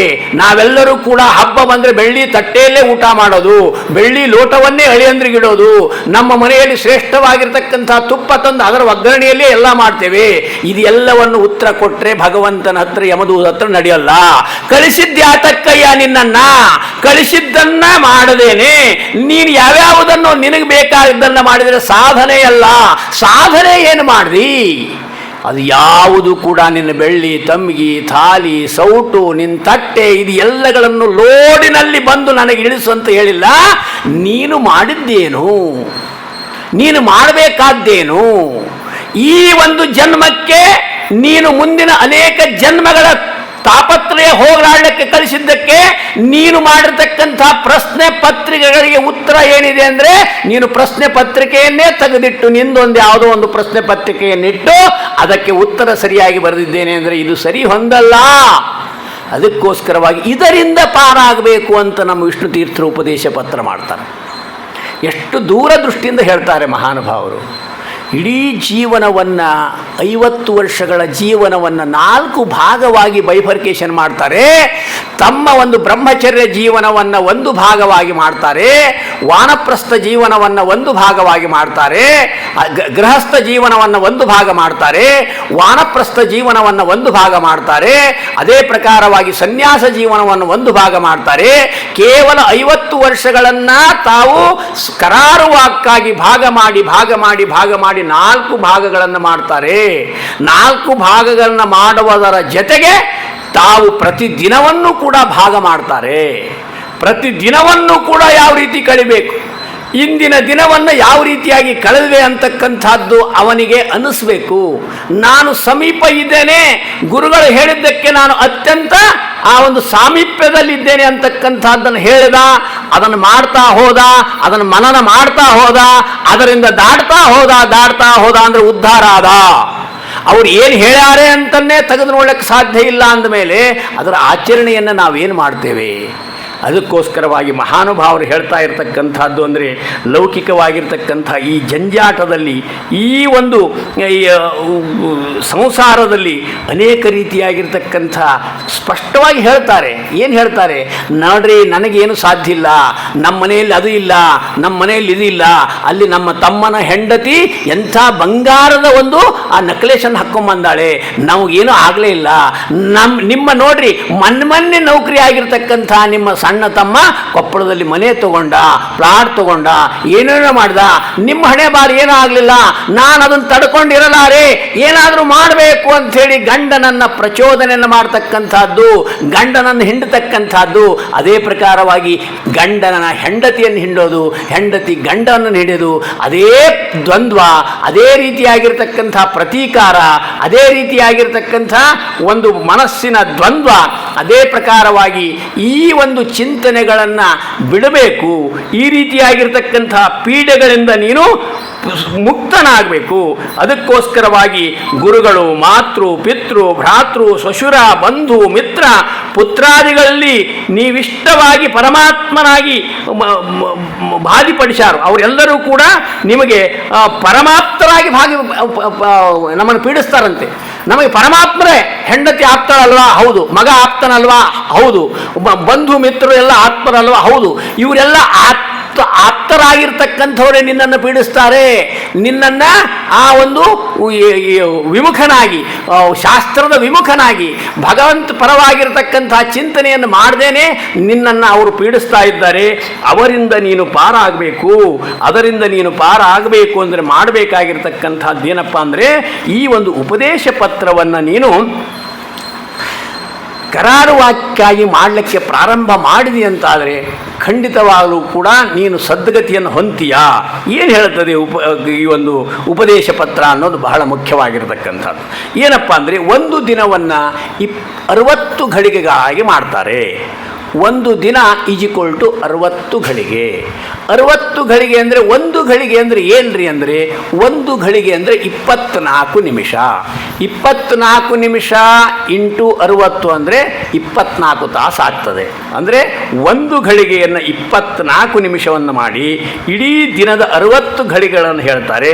ಆ 60 ಘಳಿಗೆಗಳಲ್ಲಿ ಏನೇನು ಮಾಡಬೇಕು ಅಂತಕ್ಕಂಥ ಒಂದು ಟೈಮ್ ಟೇಬಲ್ ಕೋಷ್ಟಕನ್ನು ನಮಗೆ ಕೊಡ್ತಾರೆ. ಏನು ಹೇಳ್ತಾರಪ್ಪ ಅಂದರೆ, ನೀನು ದಿನ ಏಳುವಾಗ ಬೆಳಿಗ್ಗೆ ಏನಪ್ಪ ಅಂದರೆ, ಬೇಗ ಏಳಬೇಕು ಅಂದರೆ ಈ ಒಂದು ಸೂರ್ಯೋದಯಕ್ಕಿಂತ ಮುಂಚಿತ ನೀನು 2.5 ತಾಸು ಮುಂಚೆ ಏಳಬೇಕು. ಅಂದರೆ ಆಕಸ್ಮಿಕವಾಗಿ ನಿನಗೆ ಮುಂಜಾನೆ 6 ಗಂಟೆಗೆ ನಿನಗೆ ಏನೋ ಬೆಳಗಾಗ್ತದೆ ಅಂತಕ್ಕಂಥದ್ದಾಗಿದ್ದರೆ 6 ಗಂಟೆಗೆ ಬೆಳಗಾಗ್ತದೆ ಅಂದರೆ ನೀನು ಎಷ್ಟು ಗಂಟೆಗೆ ಹೇಳ್ಬೇಕಂದ್ರೆ 3:36 ಕೇಳಬೇಕು. 3 ಗಂಟೆ 36 ನಿಮಿಷಕ್ಕೆ ಎದ್ದ ನಂತರವಾಗಿ ನೀನು ಮಾಡ್ತಕ್ಕಂಥದ್ದು ಏನಂದರೆ ಎದ್ದ ತಕ್ಷಣ ಶಾಸ್ತ್ರ ವಿಚಾರವನ್ನೇ ಮಾಡಬೇಕು. ನೀನು ಏನು ಮಾಡಬೇಕಂದ್ರೆ ಮತ್ತೆ ಅದು ಫ್ರಿಜ್ಜಿಂದ ಅದನ್ನು ತೆಗೆದೆ ಮತ್ತು ಅದು ಆ ಪುಡಿ ಅದನ್ನು ಇಲ್ಲೋ ಈ ಪುಡಿ ಅದನ್ನು ಇಲ್ಲೋ ಅದನ್ನು ಹಾಕ್ಕೊಂಡು ಇದನ್ನು ಹಾಕ್ಕೊಂಡು 2 ಸಲ ಆ ಬಿಸಿನೀರು ಕೊಡೋದು, 3 ಸಲ ಇನ್ನೊಂದೇನು ಕೊಡೋದು, ಮತ್ತೊಂದು 2 ಸಲ ಹೊರಗಡೆಗೆ ಶೌಚಾಲಯಕ್ಕೆ ಹೋಗಿ ಬಂದು ಆರಾಮಾಗಿ ಮತ್ತೊಂದು ಸ್ವಲ್ಪ ನಿಚ್ಚಳಾಗಿ ಮತ್ತು ಲೌಕಿಕ ಜೀವನಕ್ಕೆ ಹೋಗ್ತಕ್ಕಂಥ ಪ್ರಶ್ನೆ ಇಲ್ಲ. ನೀನು ಬೆಳಗ್ಗೆ ಹೇಳಬೇಕಾಗಿದ್ದು 6 ಗಂಟೆಗೆ ನಮಗೆ ಬೆಳಗಾಗ್ತದೆ ಅಂದರೆ ನೀನು ಅದಕ್ಕಿಂತ ಮುಂಚಿತವಾಗಿ ಹೇಳೋದು ಅಂದರೆ ಏನಂದರೆ 3:36 ಗಂಟೆಗೆ ಹೇಳಬೇಕು. 3 ಗಂಟೆ 36 ನಿಮಿಷಕ್ಕೆ ನೀನು ಅಂದರೆ 4 ಗಳಿಗೆ ಇರುವಾಗಲೇ ಹೇಳಬೇಕು. ಆ 3 ಗಂಟೆ 36 ನಿಮಿಷಕ್ಕೆ ನೀನು ಎದ್ದ ಮೇಲೆ ಏನು ಮಾಡಬೇಕಂದ್ರೆ 4 ಗಳಿಗೆ ಅಂದರೆ ಶಾಸ್ತ್ರ ವಿಚಾರವನ್ನು ಮಾಡಬೇಕು. ಅಂದರೆ 3:36ರಿಂದ 96 ನಿಮಿಷದ ತನಕ ಏನು ಮಾಡಬೇಕು, ಶಾಸ್ತ್ರ ವಿಚಾರವನ್ನು ಮಾಡಿದರೆ ಏನಾಯ್ತಪ್ಪ, ಅವಾಗೆ 5 ಗಂಟೆ 12 ನಿಮಿಷ ಆಗ್ತದೆ. ಆಮೇಲೆ ಉಪರಿಷ್ಟ ಮಾರ್ಗದಿಂದ ಹರಿವಾಯು ವಿಚಾರಗಳನ್ನು 1 ನಿಮಿಷ ಮಾಡಬೇಕು. ಒಂದು ಘಳಿಗೆಯನ್ನು ಹರಿವಾಯು ವಿಚಾರಗಳನ್ನು ನೀನು ಮತ್ತೆ 2 ಘಳಿಗೆ ಮಾಡಬೇಕು. ಅಂದರೆ ಆಗ ಎಷ್ಟು ಗಂಟೆ ಆಗ್ತದೆ ಅಂದರೆ 6 ಗಂಟೆ ಆಗ್ತದೆ. ದೇವತಾರ್ಚನೆಯನ್ನು ಮಾಡಬೇಕು. ತದನಂತರದಲ್ಲಿ ದೇವತಾರ್ಚನೆ ಮಾಡ್ತಕ್ಕಂಥದ್ದು 2 ಘಳಿಗೆ ಅಂದರೆ 48 ನಿಮಿಷ ದೇವತಾರ್ಚನೆ ಮಾಡಬೇಕು. ನಮಗೇನು ರೀ 48 ನಿಮಿಷ ಅಂತೀರಿ, 3 ತಾಸು ದೇವ್ರ ಪೂಜೆ ಮಾಡ್ತಾರೆ ನಮ್ಮ ಮನೆಯವರು ಅಂದರೆ ಪ್ರಯೋಜನ ಇಲ್ಲ. ಯಾಕಂದರೆ ಪ್ರಾಕ್ಟಿಕಲ್ಲಾಗಿ ಗುರುಗಳು ಹೇಳೋದಂದರೆ 48 ನಿಮಿಷದ ನಂತರವಾಗಿ ಮನಸ್ಸು ಅಷ್ಟರವರೆಗೂ ಮಾತ್ರ ಭದ್ರವಾಗಿ ನಿಶ್ಚಲವಾಗಿ ಏಕಾಗ್ರವಾಗಿ ಕೂಡಬಹುದು. ನಮ್ಮ ನಿಮ್ಮಂಥವ್ರ ಮನಸ್ಸು ಅವ್ರದ್ದು ಬಿಡಿ, ಅವರು ಇಡೀ ದಿನ ಏಕಾಗ್ರವಾಗಿ ಕೂಡ್ತಾರೆ. ಆದರೆ ನಮಗೆ ಪ್ರಾರಂಭಿಕವಾಗಿ 48 ನಿಮಿಷಗಳಲ್ಲಿ ದೇವತಾರ್ಚೆಯನ್ನು ಮುಗಿಸಬೇಕು. ದೇವತಾರ್ಚೆಗಳನ್ನು 48 ನಿಮಿಷದಲ್ಲಿ ಮುಗಿಸಿದರೆ ಎಷ್ಟಾಗ್ತದೆ ಅಂದರೆ 8 ಗಂಟೆ 24 ನಿಮಿಷ ಆಗ್ತದೆ. ಅಂದರೆ ಹರಿವಿಚಾರ 2 ಗಳಿಗೆ ಹೇಳ್ತಕ್ಕಂಥದ್ದು 3:36ಕ್ಕೆ, ಆ ಹರಿವಿಚಾರ 2 ಗಳಿಗೆ ಅಂದರೆ ಅವಾಗ 6 ಗಂಟೆ ಆಯಿತು 48 ನಿಮಿಷ. ಸ್ನಾನ 2 ಗಳಿಗೆ 48 ನಿಮಿಷ ಅಂದರೆ 6 ಗಂಟೆ 48 ನಿಮಿಷ ಆಗ್ತದೆ. ಆಮೇಲೆ ಅದು ಆದಮೇಲೆ ಜಪವನ್ನು ಮಾಡ್ಕೋಬೇಕು. ಜಪವನ್ನು ಮಾಡ್ಕೊಳ್ಳೋದು ಎಷ್ಟಪ್ಪ, 2 ಗಳಿಗೆ ಮಾಡಬೇಕು ಅಂದರೆ 48 ನಿಮಿಷ ಅಂದರೆ 7 ಗಂಟೆ 36 ನಿಮಿಷ ಆಗ್ತದೆ. ಅದೇ ಪ್ರಕಾರವಾಗಿ ದೇವತಾರ್ಚನೆಯನ್ನು ಮಾಡಬೇಕು. ಈಗ ನಾ ಹೇಳ್ದಂಗೆ ಎಷ್ಟೊತ್ತು ಮಾಡಬೇಕು, 48 ನಿಮಿಷ ಮಾಡಬೇಕು. ಅಲ್ರಿ ನಾವು ಗಂಧಾಕ್ಷಂತೆ ಇಟ್ಕೊಳ್ಳೋದು, ಗೋಪಿಚನ ಹಚ್ಕೊಳ್ಳೋದು, ಪಾದಪಕ್ಷ ಮಾಡೋದು ಇದೆಲ್ಲ ಏನ್ರಿ ಅಂದರೆ ಅದೆಲ್ಲ ಬಿಟ್ಟುಬಿಡು. ಗಂಧಾಕ್ಷಂತಿ ಅದರೊಳಗೆ ಹಿಡಿಬೇಡ, ಗೋಪಿಚನ ಹಿಡಿಬೇಡ, ಅರ್ಘ್ಯ ಹಿಡಿಬೇಡ, ಜಪ ಹಿಡಿಬೇಡ. ದೇವತಾರ್ಚನೆ ಅಂತಕ್ಕಂಥದ್ದೇನಿದೆಯಲ್ಲ ಇದನ್ನು 48 ನಿಮಿಷ ನೀನು ಮಾಡಿದಾಗ ಎಷ್ಟಾಯ್ತಪ್ಪ, ಬೆಳಗ್ಗಿನ 8 ಗಂಟೆ 24 ನಿಮಿಷಕ್ಕೆ ಬಂದು ನೀನು ಆಮೇಲೆ ಭೋಜನವನ್ನು 2 ಗಳಿಗೆ ಮಾಡು. ಅಂದರೆ ಆವಾಗ ಎಷ್ಟೊತ್ತಾಯಿತು, 9 ಗಂಟೆ 12 ನಿಮಿಷ ಆಯಿತು. ಆಲಸ್ಯ ಪರಿಹಾರ ಮಾಡ್ಕೋ 2 ನಿಮಿಷ. ಗಡದ್ದಾಗಿ ಫ್ಯಾನ್ ಹಾಕ್ಕೊಂಡು ಫ್ರಿಜ್ ಹಾಕ್ಕೊಂಡು ಇದನ್ನು ಹಾಕ್ಕೊಂಡು ಮುಸುಗೆ ಹಾಕ್ಕೊಂಡು ಮಲೆಗೆ ಹೊರಕೆ ಹೊಡೆಯೋದಲ್ಲ. ಆಲಸ್ಯ ಪರಿಹಾರ ಮಾಡ್ಕೋ. ಮುಂಜಾನೆ 3ಕ್ಕೆ ಎದ್ದಿರ್ತೀಯ, ತಣ್ಣೀರು ಸ್ನಾನ ಮಾಡಿರ್ತೀಯ, ಹೇಳೋದು ಕೂಡೋದಾಗಿರ್ತದೆ, ಇದೆಲ್ಲ ಮಾಡ್ಕೊಂಡಿರ್ತೀಯ. ಅದಕ್ಕೋಸ್ಕರವಾಗಿ ನೀನು ಊಟ ಆದಮೇಲೆ ನೀನು ಆಲಸ್ಯ ಪರಿಹಾರ ಮಾಡ್ಕೊಳ್ಳೋಕ್ಕೆ ಅಡ್ಡಿ ಇಲ್ಲ. ಎಷ್ಟಪ್ಪ ಅಂದರೆ 2 ಗಳಿಗೆ ಆಲಸ್ಯ ಪರಿಹಾರ ಮಾಡ್ಕೋಬೇಕೆ ಹೊರತಾಗಿ 2 ಗಳಿಗೆ ನಿದ್ದೆ ಅಲ್ಲ. ಆಮೇಲೆ ಮತ್ತೆ ಏನು ಮಾಡಬೇಕು, ಶಾಸ್ತ್ರ ಪ್ರವಚನ ವಿಚಾರ ಮಾಡಬೇಕು. ಎಷ್ಟು ಗಳಿಗೆ, 20 ಗಳಿಗೆ ಅಂದರೆ 8 ತಾಸು ನೀನು ಶಾಸ್ತ್ರಾಧ್ಯಯನ ಮಾಡಬೇಕು. ಬೆಳಗ್ಗೆ 10 ಗಂಟೆಗೆ ನೀನು ಎಲ್ಲ ಮುಗಿಸ್ಕೊಂಡು ನೀನು ಕೂತ್ಕೊಂಡು ಶಾಸ್ತ್ರಾಧ್ಯಯನಕ್ಕೆ ಅಂದರೆ 6 ಗಂಟೆ ತನಕ ಶಾಸ್ತ್ರಾಧ್ಯಯನ ಅಂದರೆ 8 ತಾಸು ಶಾಸ್ತ್ರಾಧ್ಯಯನ ಅಂದರೆ ಸಾಯಂಕಾಲ 6ರವರೆಗೂ ಕೂಡ ಶಾಸ್ತ್ರಾಧ್ಯಯನದಲ್ಲಿಯೇ ನೀನು ಕಳಿಬೇಕು. ಅದೇ ಪ್ರಕಾರವಾಗಿ ಮತ್ತೆ ನಿನಗೆ ಬಿಡಲ್ಲ. ಸಾಯಂ ಸಂಧ್ಯಾ ವಂದನೆ ಇತ್ಯಾದಿ 2 ಗಳಿಗೆವರೆಗೂ ಮಾಡು. ಅಂದರೆ 48 ನಿಮಿಷ ಎಷ್ಟಾಯ್ತಪ್ಪ, 6 ಗಂಟೆ 48 ನಿಮಿಷ ಆಯಿತು ಸಾಯಂಕಾಲ. ಅದಾದಮೇಲೆ ಮತ್ತೆ ಎದಕ್ಕೆ ಕೂತ್ಕೋಬೇಕು, ನೀನು ಪುಸ್ತಕ ಅವಲೋಕನೆ ಕೂಡಬೇಕು. ಎಷ್ಟು, 8 ಗಳಿಗೆ ಕೂತ್ಕೋಬೇಕು. ಅಂದರೆ 8 ಗಳಿಗೆ ಪುಸ್ತಕ ಅವಲೋಕನ, ಪುಸ್ತಕಗಳನ್ನು ಅಧ್ಯಯನ. ಯಾರು ಏನು ಹೇಳಿದರು, ಯಾರು ಹೆಂಗೆ ಹೇಳಿದರು, ಇವರ ಅಭಿಪ್ರಾಯ ಏನಿದೆ, ಅವರ ಅಭಿಪ್ರಾಯ ಏನಿದೆ, ಇವ್ರ ಟೀಕೆ ಏನಿದೆ, ಅವ್ರ ಟೀಕೆ ಏನಿದೆ, ಪುಸ್ತಕಗಳನ್ನು ತೆಗಿಬೇಕು, ದೊಡ್ಡವ್ರ ಜೊತೆ ಕೇಳಬೇಕು, ಹೊರಳಿಸ್ಬೇಕು. ಮತ್ತೆ ಅದರಲ್ಲಿ ವಿಷಯಗಳನ್ನು ತಿಳ್ಕೋಬೇಕು. ಅದು ಆದಮೇಲೆ ಅದು ಹೊಳಿಸ್ಕೋಬೇಕು. ಅದನ್ನೆಲ್ಲ ಹೊಳಿಸ್ಕೊಂಡ ಮೇಲೆ ಮತ್ತೆ ಇಳಿಸ್ಕೊಂಡ ಮೇಲೆ ಮತ್ತೆ ಅದನ್ನು ಒಳಗೆ ಉಳಿಸ್ಕೋಬೇಕು. ಇಷ್ಟೆಲ್ಲ ಆಗಬೇಕು. ಇಷ್ಟೆಲ್ಲ ಆದರೆ ಮಾತ್ರ ಅದು ಸಾಧ್ಯ ಆಗ್ತದೆ. ಅದಕ್ಕೆ ಸಾಯಂ ಸಂಧ್ಯಾ ನಂತರವಾಗಿ 48 ನಿಮಿಷ ಆದಮೇಲೆ ಪುಸ್ತಕ ಅವಲೋಕನೆ 8 ಘಳಿಗೆ ಅಂದರೆ 3 ಗಂಟೆ 12 ನಿಮಿಷ ಅಂತ ಆದರೆ ರಾತ್ರಿ ಎಷ್ಟಾಯ್ತಪ್ಪ? 6:48 3:12 ಅಂದರೆ 10 ಗಂಟೆ ಆಯಿತು. ನಿದ್ರಾಕ್ಕೆ ಎಷ್ಟು ಕೊಟ್ಟಾರೆ ಗುರುಗಳಂದರೆ 14 ಘಳಿಗೆ ಕೊಟ್ಟಾರೆ. ಎಷ್ಟು? 5 ತಾಸು 36 ನಿಮಿಷ ನಿದ್ರೆಯನ್ನು ಮಾಡಿಕೋ. ಅಂದರೆ ರಾತ್ರಿ 10 ಗಂಟೆಗೆ ನೀನು ಸರಿಯಾಗಿ ಮಲ್ಕೊಂಡ್ರೆ ಮತ್ತೆ ನೀನು 5 ತಾಸು 36 ನಿಮಿಷ ಯಾವಾಗ ಆಗ್ತದೆ ಅಂದರೆ ಬೆಳಗ್ಗೆ 3 ಗಂಟೆ 36 ನಿಮಿಷಕ್ಕೆ 5 ಗಂಟೆ 5 ಘಳಿಗೆ 36 ನಿಮಿಷ ಆಗ್ತದೆ, 14 ಘಳಿಗೆ ಆಗ್ತದೆ. ಯಾವಾಗ 5 ತಾಸು 36 ನಿಮಿಷ ನಿದ್ದೆ ಮಾಡಬೇಕು. ಒಬ್ಬ ಮನುಷ್ಯನಿಗೆ 6 ತಾಸು ನಿದ್ದೆ ಸಾಕು ಅಂತ ಎಲ್ಲರೂ ಕೂಡ ಹೇಳ್ತಾರೆ. ಅದೇ ಪ್ರಾಕ್ಟಿಕಲ್ ಆಗಿ ಹೇಳ್ತಕ್ಕಂಥದ್ದು ವಿಷ್ಣು ತೀರ್ಥರೇ ಅಂದರೆ 5 ತಾಸು 36 ನಿಮಿಷಗಳ ಕಾಲ ನೀನು ನಿದ್ದೆ ಮಾಡಿದರೆ ನೀ ನಿದ್ದೆಗೆ ಹೋಗುವಾಗ ಸಮಯ ಎಷ್ಟಾಗಿರ್ತದೆ? 10 ಗಂಟೆ ಆಗಿರ್ತದೆ. 10 ಗಂಟೆ 11 12 1 2 3 36 5 ತಾಸು 36 ನಿಮಿಷಕ್ಕೆ ಮತ್ತೆ ಹೇಳ್ತೀಯಾ? ಅದೇ ಮತ್ತೆ ಪ್ರಾರಂಭ 5 ತಾಸು 36 ನಿಮಿಷಕ್ಕೆ ಕೇಳೋದು. ಅದಾದ ನಂತರವಾಗಿ ಮತ್ತೆ ಶಾಸ್ತ್ರ ವಿಚಾರ ಮಾಡೋದು, ಆಮೇಲೆ ಹರಿ ವಿಚಾರ ಮಾಡೋದು, ಸ್ನಾನ ಮಾಡೋದು, ಜಪ ಮಾಡೋದು, ದೇವತಾರ್ಚನೆ ಮಾಡೋದು, ಭೋಜನ, ಆಲಸ್ಯ ಪರಿಹಾರ, ಶಾಸ್ತ್ರ ಪ್ರವಚನ, ಸಾಯಂ ಸಂಧ್ಯಾವಂದನ, ಪುಸ್ತಕಾವಲೋಕನ, ನಿದ್ರಾ, ಮತ್ತೆ 3:36 ಕೇಳು, ಮತ್ತೆ 10 ಗಂಟೆಗೆ ಮಲಗೋ. ಜೀವನವನ್ನು ಹೀಗೆ ಮಾಡ್ತಾ ಮಾಡ್ತಾ ಮಾಡ್ತಾ ಮಾಡ್ತಾ ಮಾಡ್ತಾ ಹೋಗು. ಇದರಲ್ಲಿ ಬಂದು ದೊಡ್ಡ ಪ್ರಶ್ನೆ ಬಂತು, ಏನ್ರಿ ಇದು ಕತೆ? ಇದೇನು ಭಾರಿ ಹೇಳಿಬಿಟ್ರಲ್ಲ, ಇದರೊಳಗೆ ಏನೂ ಬರಲೇ ಇಲ್ಲಲ್ಲ. ಇದರೊಳಗೆ ಏನಪ್ಪ ಅಂದರೆ ಈ ಸೀರಿಯಲ್ಗಳು ಬರಲಿಲ್ಲ, ಈ ಒಂದು ಕ್ರಿಕೆಟ್ ಆಟಗಳು ಬರಲಿಲ್ಲ. ಅದೇ ಪ್ರಕಾರವಾಗಿ ನಿತ್ಯದ ಅನೇಕ ರೀತಿಯಾಗಿರ್ತಕ್ಕಂಥ ಊರಾಗೇನಾಯ್ತು, ಮನೆಯಾಗೇನಾಯ್ತು, ಮಗ್ಳ ಮನೆಯಾಗೇನಾಯ್ತು, ಹೊಲದಾಗೇನಾಯ್ತು, ಮತ್ತೊಂದು ಏನಾಯ್ತು, ಏನು ಎಂತು ಈ ವಿಚಾರಕ್ಕೆ ನೀವು ನಮ್ಮನ್ನು ಬಿಡಲೇ ಇಲ್ಲಲ್ಲ. ಇದೆಲ್ಲ ಹೆಂಗೆ? ಅದು ಎಲ್ಲದಕ್ಕಿಂತ ಮುಖ್ಯ ಇದಕ್ಕೇನು ಮಾಡಬೇಕ್ರಿ? ಊಟದ್ದೇನು ಹೇಳಲೇ ಇಲ್ಲ. ಇಂಥಲ್ಲಿ ಹೋಗು ಸಾಫ್ಟ್ವೇರ್ ಇಂಜಿನಿಯರ್ ಆಗಂತನೋ ಅಥವಾ ಇನ್ಯಾವುದೋ ರೀತಿಯಾಗಿರ್ತಕ್ಕಂಥ ಒಂದು ಫ್ಯಾಕ್ಟ್ರಿಯಲ್ಲಿ ಕೆಲಸ ಮಾಡಂತನೋ, ರಿಯಲ್ ಎಸ್ಟೇಟ್ ಮಾಡಂತನೋ, ಇನ್ನೇನೋ ಮಾಡಂತನೋ, ಇದು ಯಾವುದನ್ನು ಹೇಳಲೇ ಇಲ್ಲ. ಬಹುಮುಖ್ಯವಾಗಿರತಕ್ಕಂಥ ಉಪಜೀವನ ಅಂತಕ್ಕಂಥದ್ದು ಇಲ್ಲವಲ್ಲ ಅಂದಾಗ ವಿಷ್ಣು ತೀರ್ಥ ಹೇಳ್ತಾರೆ, ಇದೇ ವಿಷಯದಲ್ಲಿ ಸರ್ವದಾ ಉದ್ಯೋಗಿಯಾಗಿರಬೇಕು. ಇದೇ ಉದ್ಯೋಗ ಅಂತ ತಿಳ್ಕೋ. ಇದೇ ಉದ್ಯೋಗ ಅಂದರೆ ಏನಾಯಿತು ಅಂದರೆ ಲೌಕಿಕ ತನ್ನಿಂದ ತಾನೇ ಬರ್ತದೆ. ಉದಾಹರಣೆಗೆ ನನ್ನ ಹೊಲದಲ್ಲಿ ನಾನು ನೆಲ್ಲನ್ನು ಹಾಕ್ಲಿಕ್ಕೆ ಹೊರಟೀನಿ.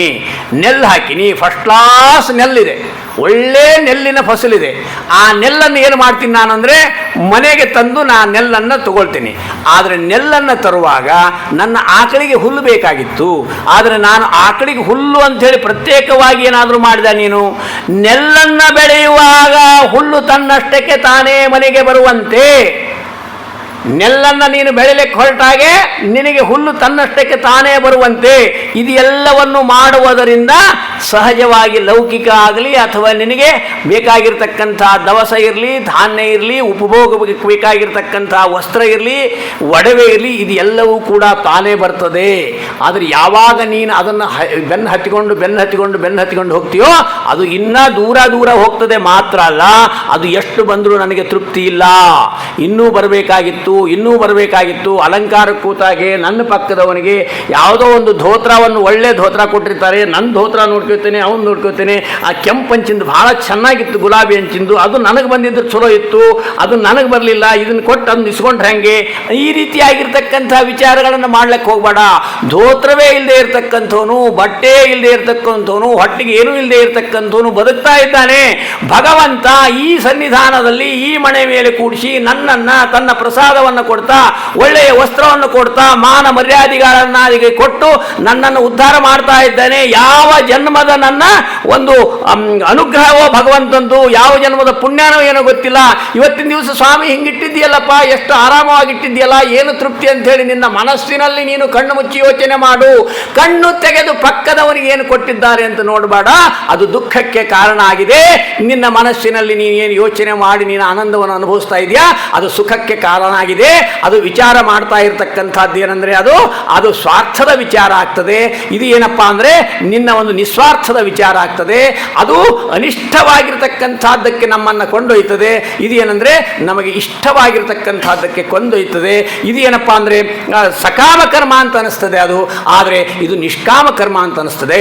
ಅದಕ್ಕೋಸ್ಕರವಾಗಿ ತಮ್ಮ ಸಾರೋದ್ಧಾರದಲ್ಲಿ ಕೂಡ ಹೇಳಿದ್ದಾರೆ ಮಹಾನುಭಾವರು, ಸಕಾಮ ಕರ್ಮವನ್ನು ಮಾಡ್ರು, ನಿಷ್ಕಾಮ ಕರ್ಮವನ್ನು ಮಾಡ್ರಿ, ಸಕಾಮ ಕರ್ಮವನ್ನು ಮಾಡಬೇಡ್ರಿ. ನನಗೆ ಕೀರ್ತಿ ಬರ್ತದೆ, ನನಗೇನೋ ಒಂದು ಡಾಕ್ಟರೇಟ್ ಬರ್ತದೆ, ನನಗೆ ಅಲ್ಲೇನೋ ಅದು ಸಿಗ್ತದೆ, ನನ್ನ 4 ಮಂದಿ ಕರೆಸಿ ಕೂಡಿಸ್ತಾರೆ, ನನಗೆ ಹಾಗಾಗ್ತದೆ, ನನಗೆ ಹೀಗಾಗ್ತದೆ ಅಂಥೇಳಿ ಏನೇನೋ ಯೋಚನೆ ಮಾಡಿ ನೀನು ಸಕಾಮ ಕರ್ಮವನ್ನು ಮಾಡ್ತಾ ಹೋದ್ರೆ ಅದು ಯಾವುದೂ ದೊರಕದೇ ಇರುವಾಗ ನಿನಗೆ ದುಃಖ ಆಗ್ತದೆ. ನೀನು ನಡೆದು ಬಂದಿರತಕ್ಕಂತಹ ದಾರಿಯ ಬಗ್ಗೆ ನಿನಗೆ ಅಸಹ್ಯ ಬರ್ತದೆ. ಅದಕ್ಕೋಸ್ಕರವಾಗಿ ನೀನು ನಿಷ್ಕಾಮ ಕರ್ಮವನ್ನು ಮಾಡಿ ಸ್ವಾಮಿ ಏನೂ ಬೇಡೋ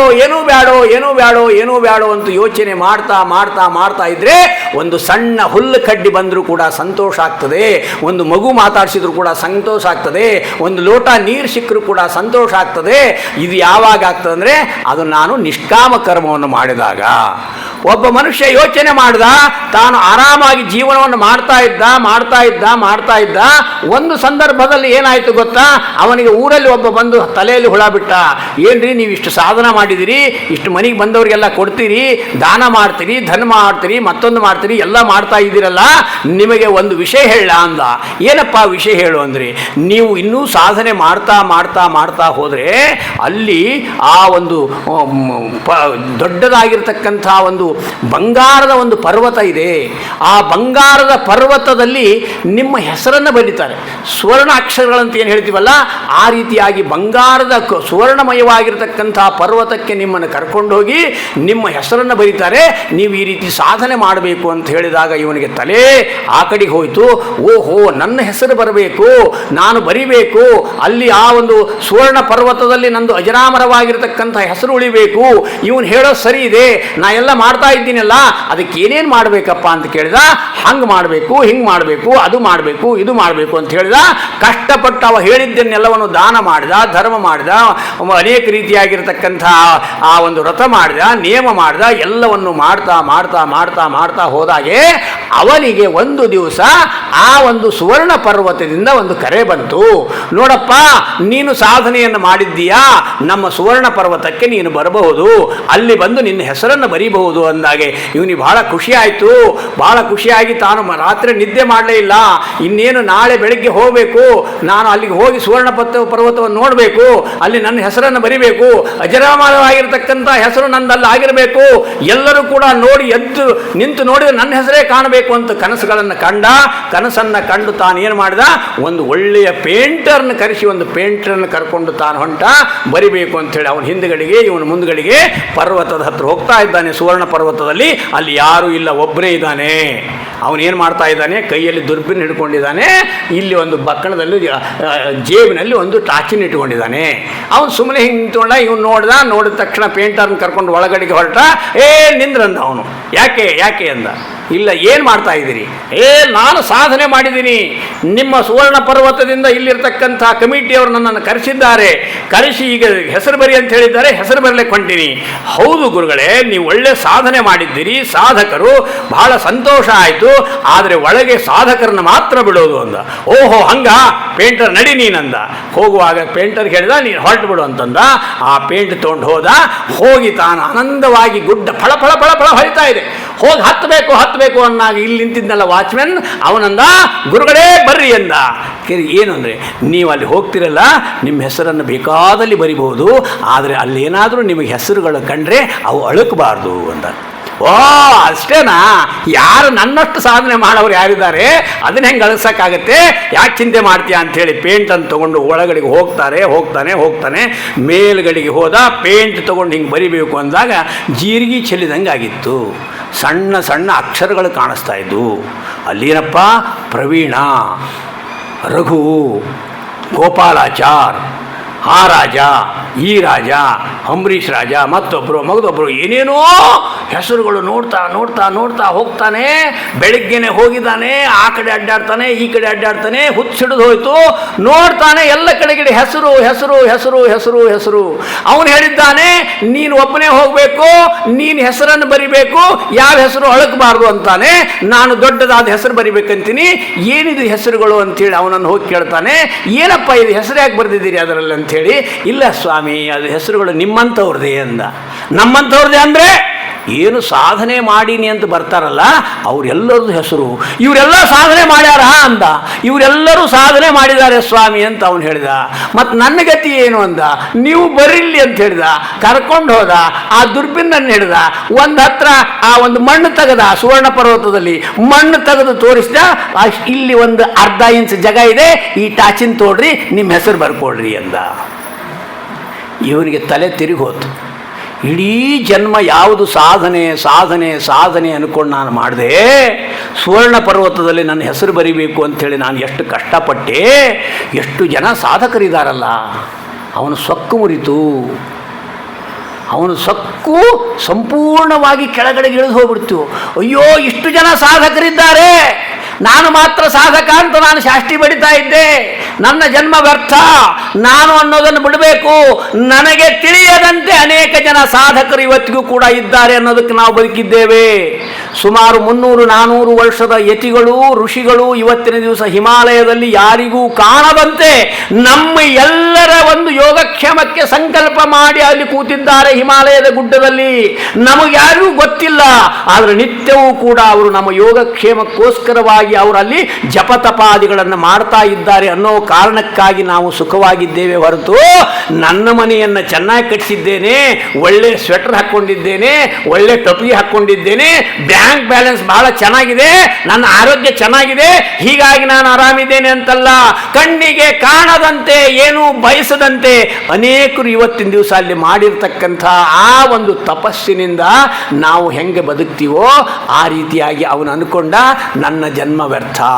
ನಾನು ಇಲ್ಲಿವರೆಗೂ ಏನು ಮಾಡಿದೆ? ಸಕಾಮ ಕರ್ಮವನ್ನೇ ಮಾಡಿದೆ, ನಿಷ್ಕಾಮ ಕರ್ಮವನ್ನು ಮಾಡಲಿಲ್ಲ. ನಿಷ್ಕಾಮ ಕರ್ಮದಲ್ಲಿ ಆನಂದ ಇದೆ, ಸಕಾಮ ಕರ್ಮದಲ್ಲಿ ದುಃಖ ಇದೆ. ಏನೋ ಒಂದನ್ನು ಮಾಡಿದಾಗ ಯಾರು ಗುರುಸ್ತೇ ಇದ್ರೆ ಹೆಂಗಿದೆ ಇವತ್ತು ಪೂಜೆ ಹೆಂಗಿದೆ ಅಂತ ಯಾಕೆ ಕೇಳ್ತೀನಿ ಅಂದರೆ, ನಾಮ ಯಾರು ಹಚ್ಚಾರೆ ಅಂತ ಅವನು ಕೇಳಬೇಕು. ನಾಮ ನಾನೇ ಹಚ್ಚಿದ್ದು, ನಾನೇ ಪೂಜೆ ಮಾಡಿದ್ದು ಅಂತ ನನಗೆ ಹೇಳಬೇಕು. ಅಂದರೆ ಸಣ್ಣದಾಗಿರ್ತಕ್ಕಂಥ ಏನೋ ಒಂದು ಕೀರ್ತಿಯನ್ನು ಪಡೀಲಿಕ್ಕೆ ನಾನು ಪ್ರಯತ್ನ ಮಾಡ್ತೇನೆ. ಇದು ಏನಂದರೆ ಎಲ್ಲೋ ಮೂಲೆಯಲ್ಲಿ ವಿಷ್ಣು ತೀರ್ಥರು ಹೇಳಿರ್ತಕ್ಕಂಥ ವಿರುದ್ಧದ ಕಾರ್ಯಗಳಾಗಿವೆ. ಆದರೆ ಇವೆಲ್ಲವೂ ಕೂಡ ಹೆಂಗೆ ಹೋಗಲಾಡ್ತವೆ ಅಂದರೆ ಈ ಉಪದೇಶ ಪತ್ರಾದಿಗಳಿಂದ ಹೋಗ್ತವೆ. ಈ ಉಪದೇಶ ಪತ್ರಾದಿಗಳನ್ನು ನಾವು ನೋಡ್ತಾ ಅದನ್ನು ಮಾಡ್ತಾ ಹೋದಾಗೆ ನಮ್ಮ ಜನ್ಮ ಸಾರ್ಥಕ ಅಂತ ಅನ್ನಿಸ್ತದೆ. ಹಾಗೆ ಪತ್ರ ಬರೆಯುವಾಗ ಶಿಷ್ಯನಿಗೆ ಹೇಳ್ತಾರೆ, ಶಿಷ್ಯ, ಕೆಲವೇ ದಿನಗಳಲ್ಲಿ ನಾನು ನಿನಗೆ 2 ರೀತಿಯಾಗಿರ್ತಕ್ಕಂಥ ಔಷಧಿಯನ್ನು ಕಳಿಸ್ತೀನೋ ಅಂತ ಹೇಳ್ತಾರೆ ಮಹಾನುಭಾವರು. ಏನು ಔಷಧಿಯನ್ನು ಕಳಿಸ್ತೀರಿ ಅಂದರೆ, ಒಂದು ಔಷಧಿ ಇರ್ತದಪ್ಪ, ಇನ್ನೊಂದು ಮಾತ್ರೆ ಇರ್ತದೆ. ನಿತ್ಯವೂ ಕೂಡ ಆ ಮಾತ್ರೆ ತಗೋ. ನೀನು ಔಷಧವನ್ನು ನಿತ್ಯವೂ ಕೂಡ ಔಷಧವನ್ನು ತಗೋ, ಅವು ನಿನ್ನ ಯೋಗ್ಯವಾಗಿರ್ತಕ್ಕಂಥ ಆರೋಗ್ಯವನ್ನು ಕಾಪಾಡ್ತವೆ ಅಂತಂತಾರೆ. ಅಂದರೆ ಏನು, ಅವನಿಗೆ ಕೆಮ್ಮಿತ್ತೋ ನೆಗಡಿತ್ತೋ ಏನೂ ಇರಲಿಲ್ಲ. ಆದರೆ ಆ ಪತ್ರಗಳು ಯಾವುದು, ಆ ಒಂದು ಲೇಹ ಅಂದ್ರಲ್ಲ, ಆ ಒಂದು ರಸಾಯನ ಯಾವುದು ಅಂದರೆ ಅದೇ ಅಧ್ಯಾತ್ಮ ರಸರಂಜನಿ. ಅದೇ ಪ್ರಕಾರವಾಗಿ ಅವರು ಕೊಡ್ತಾ ಇರ್ತಕ್ಕಂಥ ಮಾತ್ರೆಗಳು ಯಾವುದಪ್ಪ ಅಂದರೆ ನಿತ್ಯವೂ ಕೂಡ ಒಂದೊಂದು ಮಾತ್ರೆಯಿಂದ ಅದೇ ಭಾಗವತ ಸಾರೋದ್ಧಾರ. ಭಾಗವತ ಸಾರೋದ್ಧಾರ ಅಂತಕ್ಕಂಥ ಒಂದು ಗ್ರಂಥದ ಒಳಗಡೆಗೆ 364 ಶ್ಲೋಕಗಳನ್ನಿಟ್ಟು ನಿತ್ಯವೂ ಕೂಡ ಒಂದೊಂದು ಶ್ಲೋಕವನ್ನು ಹೇಳು. ನಿತ್ಯವೂ ಕೂಡ ಆ ಒಂದು ಗುಳಿಗೆಯನ್ನು ತಗೋ, ನಿತ್ಯವೂ ತಗೋ ತಗೋ ತಗೋ ತಗೋ ತಗೋ. ನಿನಗೆ BP ಇಲ್ಲ, ಶುಗರ್ ಇಲ್ಲ, ಥೈರಾಯ್ಡ್ ಇಲ್ಲ, ಹಾರ್ಟ್ ಇಲ್ಲ, ಮಂಡಬೇನೆ ಇಲ್ಲ, ತಲೆನೋವಿಲ್ಲ, ಯಾವುದೇ ರೀತಿಯಾಗಿರ್ತಕ್ಕಂಥ ನಿನಗೆ ವ್ಯಾಧಿ ಬರಲಿಕ್ಕೆ ಸಾಧ್ಯ ಇಲ್ಲ ಈ ಭಾಗವತ ಸಾರೋದ್ಧಾರ ಅಂತಕ್ಕಂಥ ಗುಳಿಗೆಯಿಂದ. ಹಾಗಾದ್ರೆ ಇನ್ಯಾವುದು ಕೊಟ್ರಿ ಅಂದರೆ, ನಿನಗೆ ಒಂದು ರಸರಂಜನಿ ಕಳಿಸಿದ್ದೇನೆ, ನಿನಗೆ ಒಂದು ಲೇಹ ಕಳಿಸಿದ್ದೇನೆ, ನಿನಗೆ ಒಂದು ಟಾನಿಕ್ ಕಳಿಸಿದ್ದೇನೆಯಾ, ಅದೇ ಅಧ್ಯಾತ್ಮ ರಸರಂಜನಿ. ನಿತ್ಯವೂ ಕೂಡ ಅದನ್ನು ಒಂದು ಬೂಚು ತಗೋ. ನೀನು ನಿತ್ಯವೂ ಕೂಡ ತಗೊಳ್ತಾ ತಗೊಳ್ತಾ ತಗೊಳ್ತಾ ಹೋದರೆ ನಿನ್ನ ದೇಹ ಶುದ್ಧ ಆಗ್ತದೆ. ನಾನು ಹೇಳಿರ್ತಕ್ಕಂಥ ಉಪದೇಶ ಪತ್ರಾದಿಗಳಿಗೆ ನಿನ್ನ ಮನಸ್ಸು ಹೋಗ್ತದೆ. ಅದನ್ನೆಂದೂ ಕೂಡ ಮರಿಬೇಡ ಅಂತ ಮಾಡಿರ್ತಕ್ಕಂಥದ್ದೇ ಪಾಹಿ ಪಾಂಡವ ಪಾಲಕಾಮಿತ ಪಾಪಿ ನಂಭವ ತಾಪತೋ. ಯಹಿ ಮಾನಸ ಮಂದಿರಾಂಗಣ ದೇಶಮೀಶ ನಮೋಸ್ತುತೆ ಪುತ್ರ ಮಿತ್ರ ಕಲತ್ರ ಪೂರ್ವಕ ಮತ್ರಗಂ ನ ಪರತ್ರಗಂ ಯತ್ರ ಯತ್ರ ಗತಿರ್ಮಮೇಶ್ವರ ತತ್ರ ತೋಸ್ತಿ ಪದಾಂಭುಜಂ ನೋ ಭಯನ್ನ ಚ ದುರ್ಗತಿರ್ನ ಚ ಪಾದಕಂ ಕಲಿಕಾಲಜಂ ತ್ವಯನಾಥಗ ತೌ ಸದೈವ ಹಿ ಮಾನಸಾಂತಿಕ ಸಂಸ್ಥಿತೆ ನಿತ್ಯಮೇವ ವಿನೋದ ಮಾತ್ರಮಪೇಕ್ಷಿತಂ ಸಹ ಮೇ ತ್ವಯಾ ನೈವ ಕಿಂಚಿದಪೇಕ್ಷಿತಂ ಪ್ರಿಯ ಸತ್ಯಮೇತದುದೀರಯೇ ಪ್ರೀತಿರಸ್ಥಿತ ವಾಪಿ ಸಂಸ್ತುತಿ ಮಾತ್ರ ಏವ ವಿನೋದತೋ ಪ್ಯಾವಯೋ ಸಮಶೀಲಯೋರಿಹ ಮಂದಿರೇನ ವಿಯೋಗತಾ ದೇವತೆ ಪದ ಪಂಕಜೇ ಮಮ ಚಿತ್ತಮೇವ ನ ಚಿತ್ತದಾ ಕುತ್ರ ಗಚ್ಚತಿ ತದ್ವದಸ್ವರ ಮೇಷ ಮೇದ್ಯ ಸತಾಂಗಣಂ.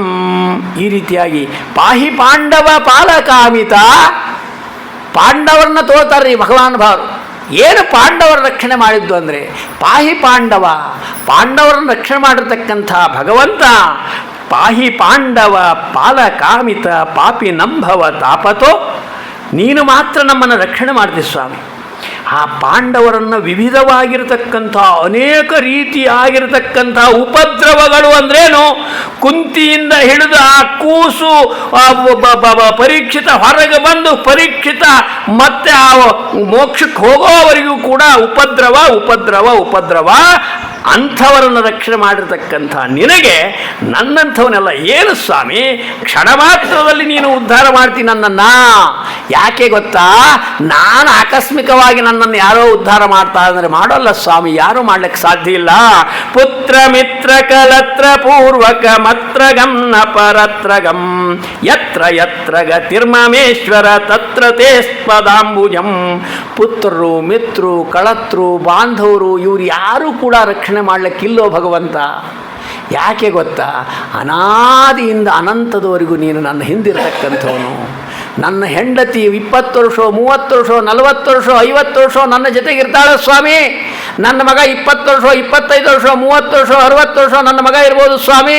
ನನ್ನ ಮೊಮ್ಮಗ 10 ವರ್ಷ 15 ವರ್ಷ ನನ್ನ ಮೊಮ್ಮಗ ಇರ್ಬೋದು. ಆಡು ಹೋಳು ಕೋಳು ಎತ್ತಿ ಎಮ್ಮಿ ಮಂಚ ಮಡದಿ ಕಂಚು ಕನ್ನಡಿ ಇವರೆಲ್ಲರೂ ಕೂಡ ಸೀಮಿತವಾಗಿರ್ತಕ್ಕಂಥದ್ದು ಭಗವಂತ.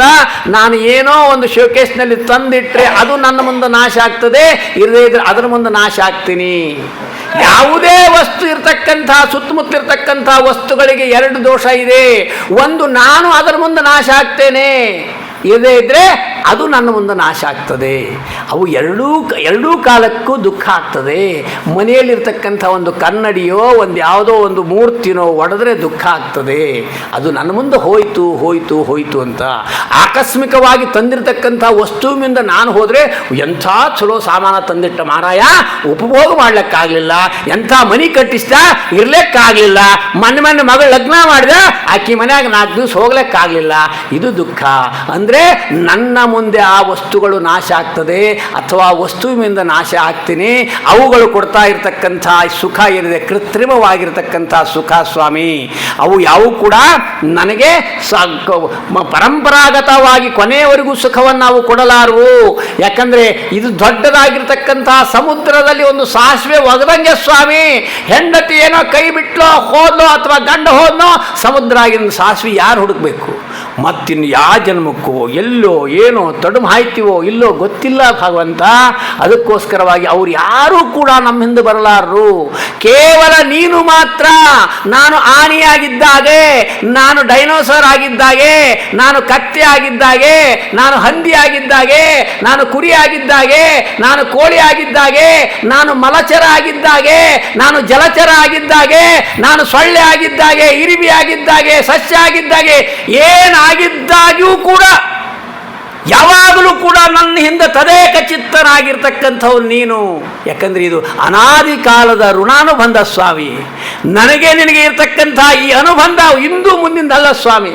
ನೀನು ಯಾವಾಗ ಭೂಮಿಗೆ ಪಕ್ವವಾಗಿರ್ತಕ್ಕಂಥ ಒಂದು ಜೀವಿಗಳನ್ನು ಸೃಷ್ಟಿ ಮಾಡಬೇಕು ಅಂತ ತಂದೆಲ್ಲೋ ಆಗಲಿಂದಲೇ ನಿನ್ನ ಅನುಬಂಧ ಪ್ರಾರಂಭ. ಭಗವಂತ ಹೇಗೆ ಸೃಷ್ಟಿ ಮಾಡ್ತಾನೆ? ಒಂದು ಇದು ಆಗಿರ್ತಕ್ಕಂಥ ಅಖಂಡವಾಗಿರ್ತಕ್ಕಂಥ ಏನು ಅನೇಕ ಜೀವರಾಶಿಗಳು ಏನಿರ್ತಾವಲ್ಲ, ಆ ಜೀವರಾಶಿಗಳನ್ನು ಭಗವಂತ ಸೃಷ್ಟಿ ಮಾಡ್ತಾನೆ ಅಂತ ನಾವೆಲ್ಲ ಕೇಳ್ತೀವಿ. ಏನು ಮುಷ್ಟಿ ಸೃಷ್ಟಿ ಹಿಂಗೆ ಹಿಡಿದು ಹಾಕಿಬಿಟ್ಟ ಅಂತ ಹೇಳ್ತೀವಿ. ಆದರೆ ಆತನ ಸೃಷ್ಟಿಯ ಕಲ್ಪನೆ ಬೇರೆ. ನಾವು ನಮ್ಮ ರೈತ ನಾಳೆ ನೆಲ್ಲನ್ನು ಉಗ್ಗುವಾಗ ಆ ಒಂದು ನೆಲ್ಲಿನ ಬೀಜದಲ್ಲಿ ತೆಗೆದು ಹಿಂಗೆ ಹಾಕಿ ನೆಲ್ಲನ್ನು ಉಗ್ಗುತ್ತಾನಲ್ವೋ, ನೆಲ್ಲನ್ನು ಉಗ್ಗಿ ಸಸಿ ಮಾಡ್ತಾನಲ್ವೋ, ಆ ರೀತಿಯಾಗಿರ್ತಕ್ಕಂಥ ಆ ಒಂದು ನಮ್ಮನ್ನು ಭೂಮಿಗೆ ತಂದಿರತಕ್ಕಂಥದ್ದಲ್ಲ ಭಗವಂತ. ಆ ಏನೊಂದು ಅನೇಕ ಜೀವರಾಶಿಗಳು, ಅನಂತವಾಗಿರ್ತಕ್ಕಂಥ ಜೀವರಾಶಿಗಳನ್ನು ಆತ ಸೃಷ್ಟಿ ಮಾಡಬೇಕಾದ್ರೆ ಆ ರೈತನ ಹಾಗೆ ನೆಲ್ಲಿನ ಹಾಗೆ ಬರೋಲ್ಲ. ಆತನ ಕೈಗೆ ಹಾಕಿದ ತಕ್ಷಣ ಬರ್ತಾ ಇರತಕ್ಕಂಥದ್ದು ಯಾವುವು ಅಂದರೆ, ಯಾವ ಪಕ್ವವಾಗಿರ್ತಕ್ಕಂಥ ಒಂದು ಜೀವಿಗಳಿವೆ ಅವುಗಳು ಮಾತ್ರ ಬರ್ತಾವೆ. ಅದು ಹೆಂಗೆ ಗೊತ್ತಾಗ್ತದ್ರಿ ಅಂದರೆ, ಒಂದು ಮಾದ್ನೂರಿನ ಹಳ್ಳದಲ್ಲಿ ಒಂದು ದೊಡ್ಡದ ಅಯಸ್ಕಾಂತವನ್ನು ನೀನು ಒಗೆದ್ರೆ ಅಲ್ಲಿ ಅಂಟಿಗೋತಾವೆ. ಏನು ಯಾವ ಅಂಟಿಗೋತದೆ?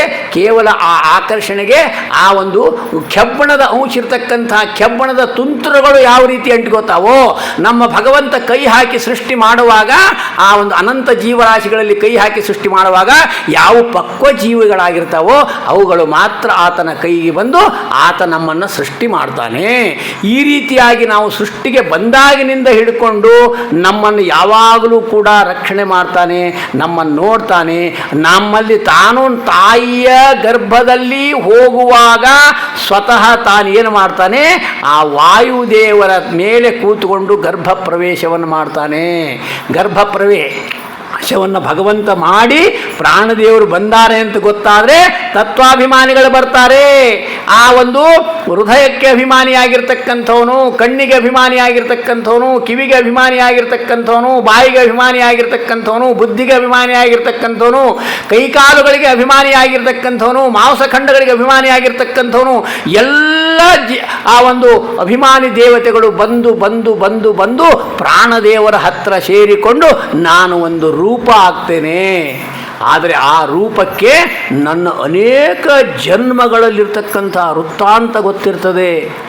ಏನು ಹಾಕಬೇಕು, ಯಾವ ರೀತಿ ಬೆಳೆಸಬೇಕು, ಇವನ ಆಕಾರ ಹೇಗಿರಬೇಕು, ಇವನು ಎಷ್ಟು ವರ್ಷ ಬದುಕಬೇಕು, ಇವನು ಬ್ಲಡ್ ಗ್ರೂಪ್ ಯಾವಾಗಿರಬೇಕು, ಇವನು ಯಾವ ಊರಲ್ಲಿ ಎಷ್ಟು ವರ್ಷ ಇರಬೇಕು, ಎಷ್ಟು ಹೊತ್ತು ಉಸಿರಾಡಬೇಕು, ಇವನ ಕೊನೆಯ ಉಸಿರು ಯಾವುದು, ಇವನಿಗೆ ಯಾವ ಬಸ್ ಸಿಕ್ಕು ಎಷ್ಟು ದಿವಸ ಅಲ್ಲಿರಬೇಕು, ಯಾರ ಮನೆಯಲ್ಲಿ ಏನು ಮಾಡಬೇಕು, ಎಲ್ಲವೂ ಕೂಡ ಸಿದ್ಧ ಸಿದ್ಧ ಸಿದ್ಧ ಸಿದ್ಧ. ಒಂದು ಜನ್ಮದ್ದಲ್ಲ, ಎರಡು ಜನ್ಮದ್ದಲ್ಲ, ಎಷ್ಟೋ ಜನ್ಮದ್ದನ್ನು ಮಾಡ್ತಾನೆ. ಎಲ್ಲೆಲ್ಲಿ ಯಾರ್ಯಾರು ಹುಟ್ಟಬೇಕು ಅನ್ನೋದು ಗೊತ್ತು ಭಗವಂತನಿಗೆ. ಇವತ್ತು ಮೋಡ ಆಗಿದೆ, ಇಲ್ಲಿ ಮಳೆ ಆಗ್ತದೆ ಅನ್ಕೋತೀವಿ, ಅದು ಹೋಗಿ ಚೀನಾದಾಗ ಮಳೆ ಆಗ್ತದೆ. ಯಾಕಂದ್ರೆ ಈ ಚೀನಾದಲ್ಲಿ ಹುಟ್ಟಬೇಕಾಗಿರ್ತಕ್ಕಂಥ ಒಂದು ಮೋಡದಲ್ಲಿ ಜೀವರಾಶಿಗಳು ಅಲ್ಲಿ ಹೋಗ್ತವೆ. ಚೀನಾದಲ್ಲಿ ಹುಟ್ಟಬೇಕಾಗಿದ್ದು ಆಸ್ಟ್ರೇಲಿಯಾಕ್ಕೆ ಹೋಗಿ ಆಗ್ತವೆ. ಅಲ್ಲೆಲ್ಲೋ ಒಂದು ವುಹಾನ್ನಲ್ಲಿ ಆಗಬೇಕಾಗಿತ್ತು ಮಳೆ, ಆದ್ರೆ ಅದು ಕೊಪ್ಪಳದಲ್ಲಿ ಆಯಿತು. ಅಲ್ಲಿ ಆಗಿರ್ತಕ್ಕಂಥ ಮಳೆ ಇಲ್ಲಿ ಆಗಬೇಕಾಗ್ತದೆ.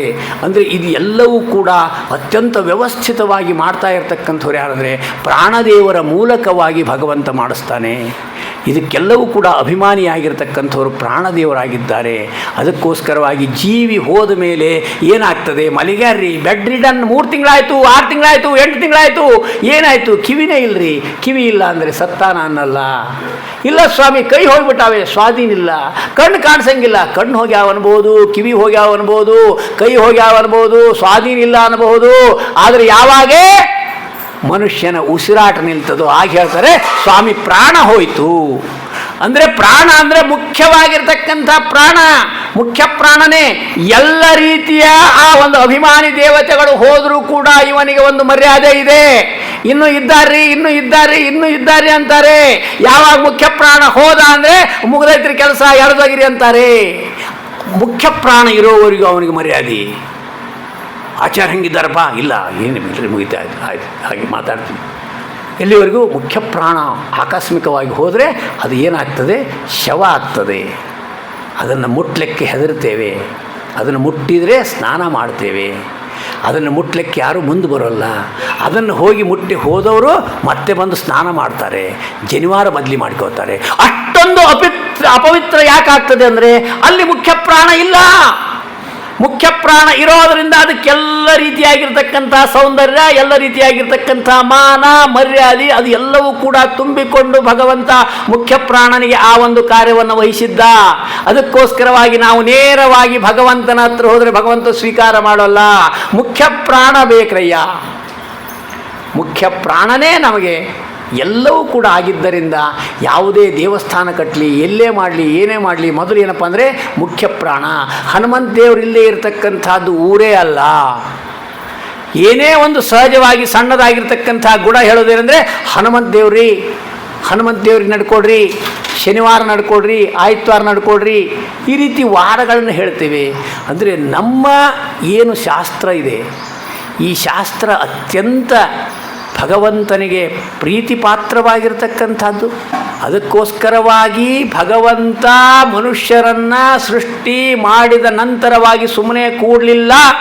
ವೇದವ್ಯಾಸರು ಮತ್ತೊಮ್ಮೆ ಆ ಅವತಾರವನ್ನು ಮಾಡಿ ಆ ಮನುಷ್ಯ ಜೀವಕ್ಕೆ ಬೇಕಾಗಿರ್ತಕ್ಕಂಥದ್ದು ಎಲ್ಲವನ್ನು ಕೂಡ 18 ಪುರಾಣಗಳಿಂದ, ಶ್ರುತಿ ಸ್ಮೃತಿಗಳಿಂದ, ಅದೇ ರೀತಿಯಾಗಿ ಅನೇಕ ಒಂದು ಮಹಾಭಾರತಾದಿ ಗ್ರಂಥಗಳಿಂದ ಅವನಿಗೆ ಬೇಕಾಗಿರ್ತಕ್ಕಂಥ ಒಂದು ಏನು ಆ ಒಂದು ಬುತ್ತಿ ಇದೆ, ಆ ಬುತ್ತಿಯನ್ನು ಕೊಟ್ಟರು. ಅಷ್ಟಕ್ಕೆ ಮಾತ್ರ ಬಿಡಲಿಲ್ಲ.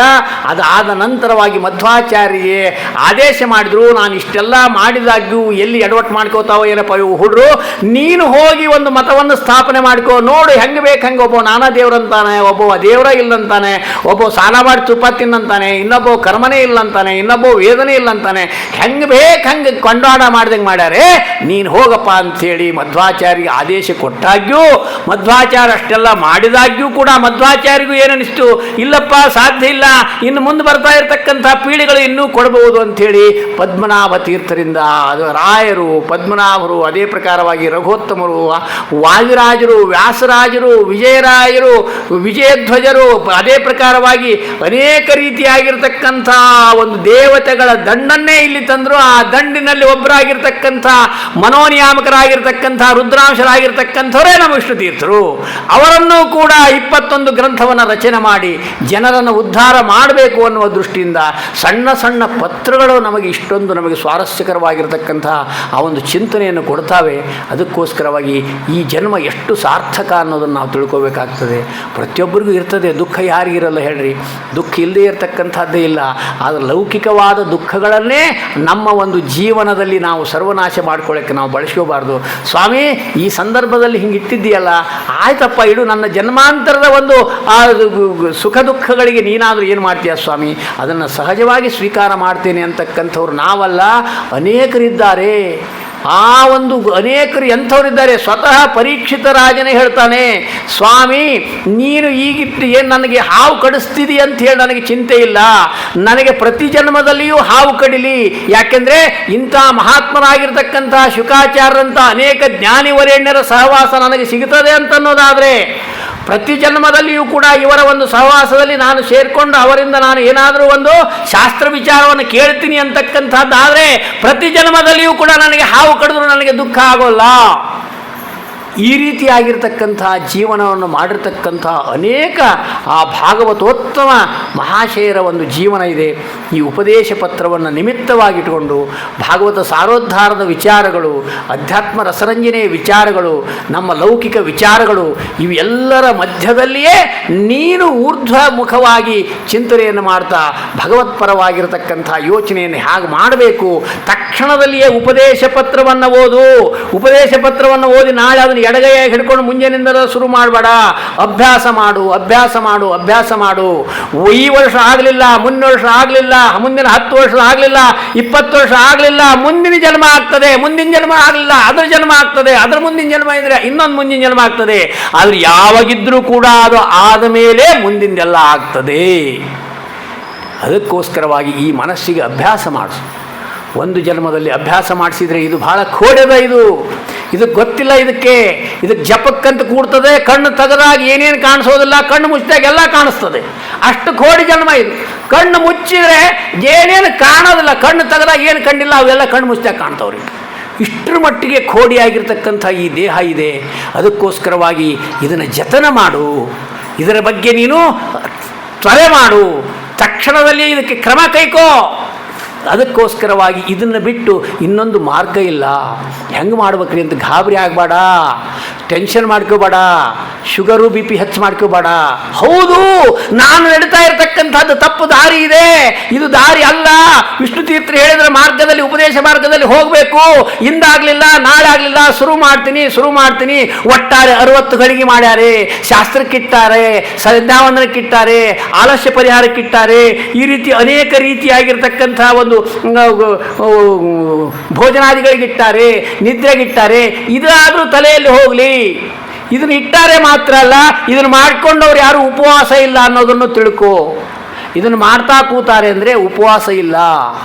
ಎಲ್ಲ ನೋಡ್ರಿ, ಈಗ ನೀವು ಹೋಗಿ ವೈದಿಕ ಬ್ರಾಹ್ಮಣರ ಮನೆಯಲ್ಲಿ ಸೀರೆ ಧೋತ್ರ ಇಟ್ಟಿಟ್ಟು ಕಟ್ಟಾಗ್ಯಾವ.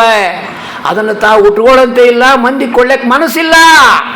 ಅವು ಹಾಗೆ ಇಡ್ತಾವೆ. ಒಂದು ದಿವಸ ಯಾವಾಗೋ ಮನೆ ಶಿಫ್ಟ್ ಆದಾಗೋ ಮತ್ತೊಂದಾಗೋದು, ಜಾಡಿಸಿ ಯಾರು ಇರಲಾರ್ದಾಗ ರಾತ್ರಿ ಬಾವ್ಯಾಗ ಹಾಕ್ಬೇಕು. ಅವನ್ನ ಉತ್ತತ್ತಿನ, ಕಮಟು ಕೊಬ್ಬರಿನ, ಕೊಟ್ಟಿರ್ತಕ್ಕಂಥ ಅನೇಕ ಸಾಮಾನುಗಳನ್ನು, ಗೋಪಿ ಚೆನ್ನನ, ಜನಿವಾರನ, ಎಳ್ಳನ್ನು ಏನು ಮಾಡಬೇಕು, ಮಂದಿ ನೋಡಿದ್ರೆ ಬೈತಾರೆ. ಏನು ಜೀವನ ಪರ್ಯಂತ ಇದ್ರಾಗ ಸತ್ತಿ ಯಾರಿಗೂ ಕೊಡಲಿಲ್ಲ ಅಂತ ಬೈತಾರೆ ಅಂಥೇಳಿ ರಾತ್ರಿ ಹೋಗಿ ಬಾವ್ಯಾಗ ಹಾಕಿದ ಉದಾಹರಣೆ ಅವೇ. ವಿಷ್ಣು ತೀರ್ಥರು ಅದಕ್ಕೆ ಸಕಾಮ ಕರ್ಮ ಮಾಡಬೇಡ, ನಿಷ್ಕಾಮ ಕರ್ಮ ಮಾಡು. ಇದು ಯಾವಾಗ ಬಂದಿದ್ದು ನಂದಲ್ಲ ಸ್ವಾಮಿ, ನಿಂದು ಅನ್ನು. ಅವೇನು ತೋತಾನೆ? ಈ ಬಂದಿರತಕ್ಕಂಥದ್ದೆಲ್ಲ ಬಂತು ಅಂದರೆ ಭಗವಂತನಿಗೆಲ್ಲ ಮಾಡಿಸಿ ಅಂದರೆ ಎಂದಾದರೂ ತೋತಾನ ಭಗವಂತ? ಏನು 1-2 ಮುಷ್ಟಿ ಅವಲಕ್ಕಿ ಕೊಟ್ಟರೆ ಬೇಕಾದ ಕೊಟ್ಟ. ನಿಂದೋ ಸ್ವಾಮಿ ಅನ್ನು. ಆದರೆ ಇದರಲ್ಲಿ ನೀನು ಆನಂದವನ್ನು ಕಾಣಬೇಕು. ಅಯ್ಯೋ, ನಮ್ಮ ಹಣೆ ಬಾರ ಹಿಂಗಾಯ್ತಲ್ರಿ, ನಮ್ಮ ಜೀವನನೇ ಹಿಂಗಾಯ್ತಲ್ರಿ, ನಮಗೆ ಅದಾಗಲಿಲ್ಲಲ್ರಿ, ಇದು ಆಗಲಿಲ್ಲಲ್ರಿ ಅಂತ. ಏನು ಆಗಬೇಕೋ ಎಲ್ಲವನ್ನೂ ಮಾಡ್ಕೊಳ್ಳೋಕ್ಕೆ ನಿನಗೆ ಮನುಷ್ಯ ಜನ್ಮ ಇದೆ, ಮಾಡ್ಕೋ. 10 ಜನ್ಮ ಮಹಾರಾಜರಾಗಬೇಕೋ, ಚಕ್ರವರ್ತಿ ಆಗಬೇಕೋ, ಸಾಧನೆ ಮಾಡ್ಕೋ. ಯಾವ ಜನ್ಮದಲ್ಲಿಯೂ ಬಡತನ ಬರಬಾರ್ದೋ, ಸಾಧನೆ ಮಾಡ್ಕೋ. ಎಂದೂ ಕೂಡ ರೋಗ ಬರಬಾರ್ದೋ, ಸಾಧನೆ ಮಾಡ್ಕೋ. ಎಂದೂ ಕೂಡ ನಾನು ಇನ್ನೊಬ್ಬರನ್ನ ಯಾಚನೆ ಮಾಡಬಾರ್ದು, ಸಾಧನೆ ಮಾಡ್ಕೋ. ಹಿಂದಿನ ಅನೇಕ ಜನ್ಮಗಳಲ್ಲಿ ಮಾಡಿರ್ತಕ್ಕಂಥ ಪಾಪಕ್ಕೆ ಈ ಜನ್ಮದಲ್ಲಿ ಇದೇ ಪ್ರಾಯಶ್ಚಿತ್ತ. ಮುಂದಿನ ಜನ್ಮಕ್ಕೆ ಬೇಕಾಗಿರ್ತಕ್ಕಂಥ ಪುಣ್ಯದ ಸಾಧನೆಗೆ ಇದೆ ಈ ಜನ್ಮ. ಈ ಜನ್ಮದಲ್ಲಿ ನೀನು ಮಾಡಬೇಕಾಗಿರ್ತಕ್ಕಂಥ ಕಾರ್ಯ ಅನೇಕ ಇದೆ ಅಂತಕ್ಕಂಥದ್ದನ್ನು ಯೋಚನೆ ಮಾಡಿ ಮಹಾನುಭಾವರು ಅತ್ಯಂತ ನಿಷ್ಠುರವಾಗಿ ಹೇಳ್ತಾರೆ. ನಾಳಿಗೆ ಅಂತ ತೆಗೆದಿಟ್ಟರೆ ನಿನ್ನ ಬಾಯಾಗ ಮೂರು ಭಗುಷಿ ಮಣ್ಣು ಅಂತ ಹೇಳ್ತಾರೆ. ಈ ನಿನ್ನ ಪಾಠ ಪ್ರವಚನ, ಈ ನಿನ್ನ ಮಂಗಳ, ಈ ನಿನ್ನ ಆ ಒಂದು ಸತ್ಯನಾರಾಯಣ ಪೂಜೆ, ಈ ನಿನ್ನ ಅನೇಕ ರೀತಿಯಾಗಿರ್ತಕ್ಕಂಥ ಮಡಿ ಮೈಲಿಗೆ ಏನೇನು ಎಂತೆಂಥ ಜನರ ಭೋಜನ, ಮಗದೊಂದು ಇದೆಲ್ಲವನ್ನು ಏನು ಮಾಡಿ ನಾನು ಯಾವ ರೀತಿಯಾಗಿರ್ತಕ್ಕಂಥ ಧರ್ಮಿಷ್ಠ ಅಂತ ಹೇಳ್ತೀವೋ, ಇವೇ ನಿನ್ನ ಅನಂತ ಜನ್ಮ ಬರಲಿಕ್ಕೆ ಕಾರಣ ಆಗ್ಯಾವೆ. ಯಾವುದನ್ನು ನೀನು ಮಾಡಿಕೊಂಡು ಬಂದು ಇದು ನನಗೆ ಭಾರಿ ಮಾಡೀನಿ ಅಂತ ಹೇಳ್ತೀಯಲ್ಲ, ಇವೇ ನಿನ್ನ ಅನಂತ ಜನ್ಮ ಬರಲಿಕ್ಕೆ ಕಾರಣ ಆಗ್ಯಾವೆ. ಯಾಕೆಂದರೆ ಎಲ್ಲ ಜನ್ಮದಲ್ಲಿಯೂ ಕೂಡ ನೀನು ಮಾಡಿದ್ದು ಸಕಾಮ ಕರ್ಮವನ್ನೇ ಮಾಡಿದ್ದೀಯಾ, ನಿಷ್ಕಾಮ ಕರ್ಮವನ್ನು ಮಾಡಿಲ್ಲ.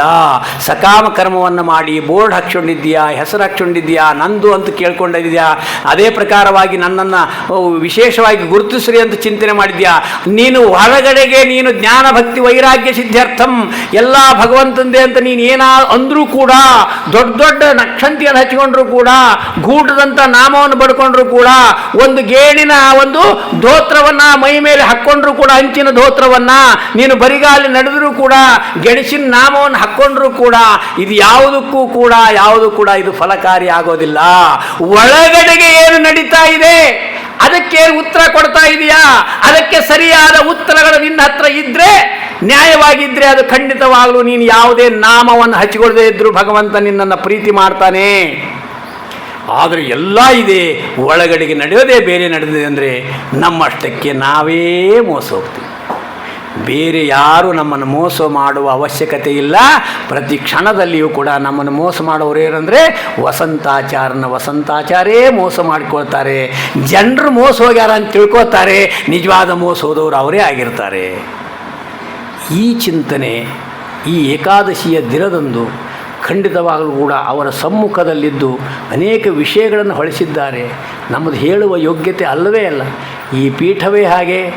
ಆ ಒಂದು ವೃಂದಾವನವನ್ನು ನೋಡ್ತಾ ಹೇಳಿದರೆ ಬಾಯಾರಿಕೆಯೂ ಆಗೋಲ್ಲ, ಹಸಿವಿನೂ ಆಗಲ್ಲ, ಕೂತವ್ರಿಗೆ ಬೇಸರನೂ ಬರಲ್ಲ. ಅಷ್ಟು ಭಾಳಷ್ಟು ರೀತಿಯಾಗಿರ್ತಕ್ಕಂಥ ವಿಷಯಗಳನ್ನು ವಿಷ್ಣು ತೀರ್ಥರು ಯಾರೂ ಹೇಳದೇ ಇರತಕ್ಕಂಥ ವಿಷಯಗಳನ್ನು, ಹೇಳಿದ ವಿಷಯಗಳನ್ನೂ ಸರಳೀಕರಣವಾಗಿರ್ತಕ್ಕಂಥ ನಿಷ್ಠುರವಾಗಿ ಹೇಳಿದ್ದಾರೆ.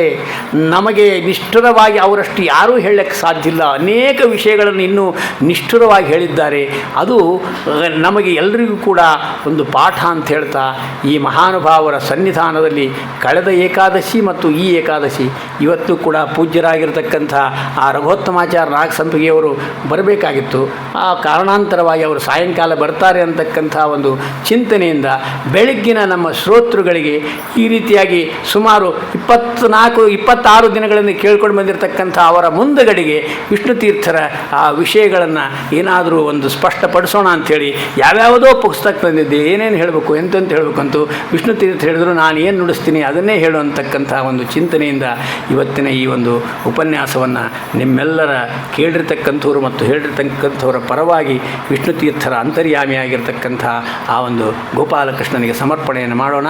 ಶ್ರೀಕೃಷ್ಣಾರ್ಪಣಮಸ್ತು, ಕೃಷ್ಣಾರ್ಪಣಮಸ್ತು, ಕೃಷ್ಣ ಸ್ವಾಮಿ.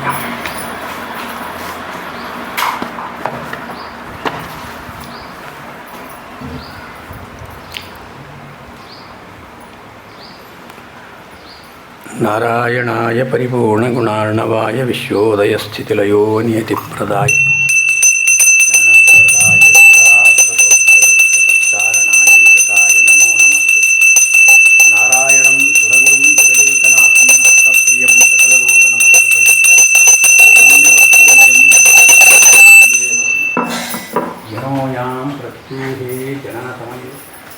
ಸ್ಮರತ್ಯರ್ಧಾನಾಶೇನ ಮೃತಾಯಾ ಸಂತಾಪ ವಿಜಯ. ಶ್ರೀ ಗುರುಭ್ಯೋ ನಮಃ. ಹರಿ ಓಂ.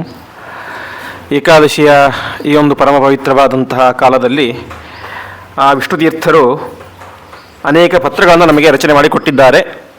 ಅದರಲ್ಲಿ ಉಪದೇಶ ಪತ್ರ, ಆಜ್ಞಾಪತ್ರ ಮತ್ತು ಆತ್ಮಸುಖಬೋಧಿ ಪತ್ರಿಕಾ ಎಂಬುವಂತಹ ಪತ್ರಗಳು ನಮಗೆ ಉಪಲಬ್ಧ ಇದ್ದಾವೆ. ಅಂತಹ ಉಪದೇಶ ಪತ್ರದ ಚಿಂತನೆಯನ್ನು ವಿಷ್ಣುತೀರ್ಥರ ಆಚಾರ್ಯ ಹೇಳಿದಂತೆ ವಿಷ್ಣುತೀರ್ಥರ ಮಾತುಗಳು ತುಂಬ ನೇರ, ನಿಷ್ಠುರ.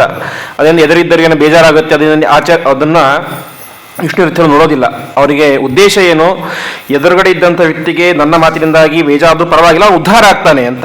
ಹಾಗಾಗಿ ಅವನಿಗೆ ಇವತ್ತು ಬೇಜಾರಾಗುವ, ಆದರೆ ಅವನು ಅನುಷ್ಠಾನ ಮಾಡೋದ್ರಿಂದ ಏನಾಗುತ್ತೆ, ಅವನಿಗೆ ನಾಳೆ ಉದ್ಧಾರ ಆಗೇ ಆಗುತ್ತೆ. ಹಾಗಾಗಿ ವಿಷ್ಣುತೀರ್ಥ ಅವರ ಯಾವುದೇ ಗ್ರಂಥಾಲಯ, ಸಾರೋದ್ಧಾರ ಆಗಲಿ, ಷೋಡಶಿ ಆಗಲಿ, ಚತುರ್ದಶಿ ಆಗಲಿ ಅಥವಾ ಪತ್ರಗಳಾಗಲಿ, ಎಲ್ಲ ಕಡೆಯೂ ಕೂಡ ನೇರವಾದಂತಹ ನಿಷ್ಠುರವಾದಂತಹ ಮಾತುಗಳು. ಅದರ ಮೂಲ ಉದ್ದೇಶ ಏನು, ಆ ಸಾಧಕನಾದಂತಹ ಜೀವಿ ಉದ್ಧಾರ ಆಗಬೇಕೆನ್ನುವ ಕಳಕಳಿಯಿಂದಾಗಿ ವಿಷ್ಣುತೀರ್ಥರು ಆ ರೀತಿಯಾದಂತಹ ಒಂದು ಗ್ರಂಥಗಳನ್ನು ರಚನೆ ಮಾಡಿಕೊಟ್ಟಿದ್ದಾರೆ. ಅದರಲ್ಲಿ ಒಂದು ಉಪದೇಶ ಪತ್ರದ ಚಿಂತನೆಯನ್ನು ಆಚಾರ್ಯರು ನಡೆಸಿಕೊಟ್ಟಿದ್ದಾರೆ. ಅವರಿಗೆ ನಿಮ್ಮೆಲ್ಲರ ಪರವಾಗಿ ನಮಸ್ಕಾರ ಪೂರ್ವಕವಾದಂಥ ವಂದನೆಗಳನ್ನು ಸಲ್ಲಿಸುತ್ತಾ ಆಚಾರ್ಯರಿಗೆ ಮಠದ ಗೌರವವನ್ನು ಹಿರಿಯರಾದಂತಹ ವಾಜೇಂದ್ರಾಚಾರ್ಯರು ಬಂದು ಸಲ್ಲಿಸಬೇಕಾಗಿ ಪ್ರಾರ್ಥನೆ.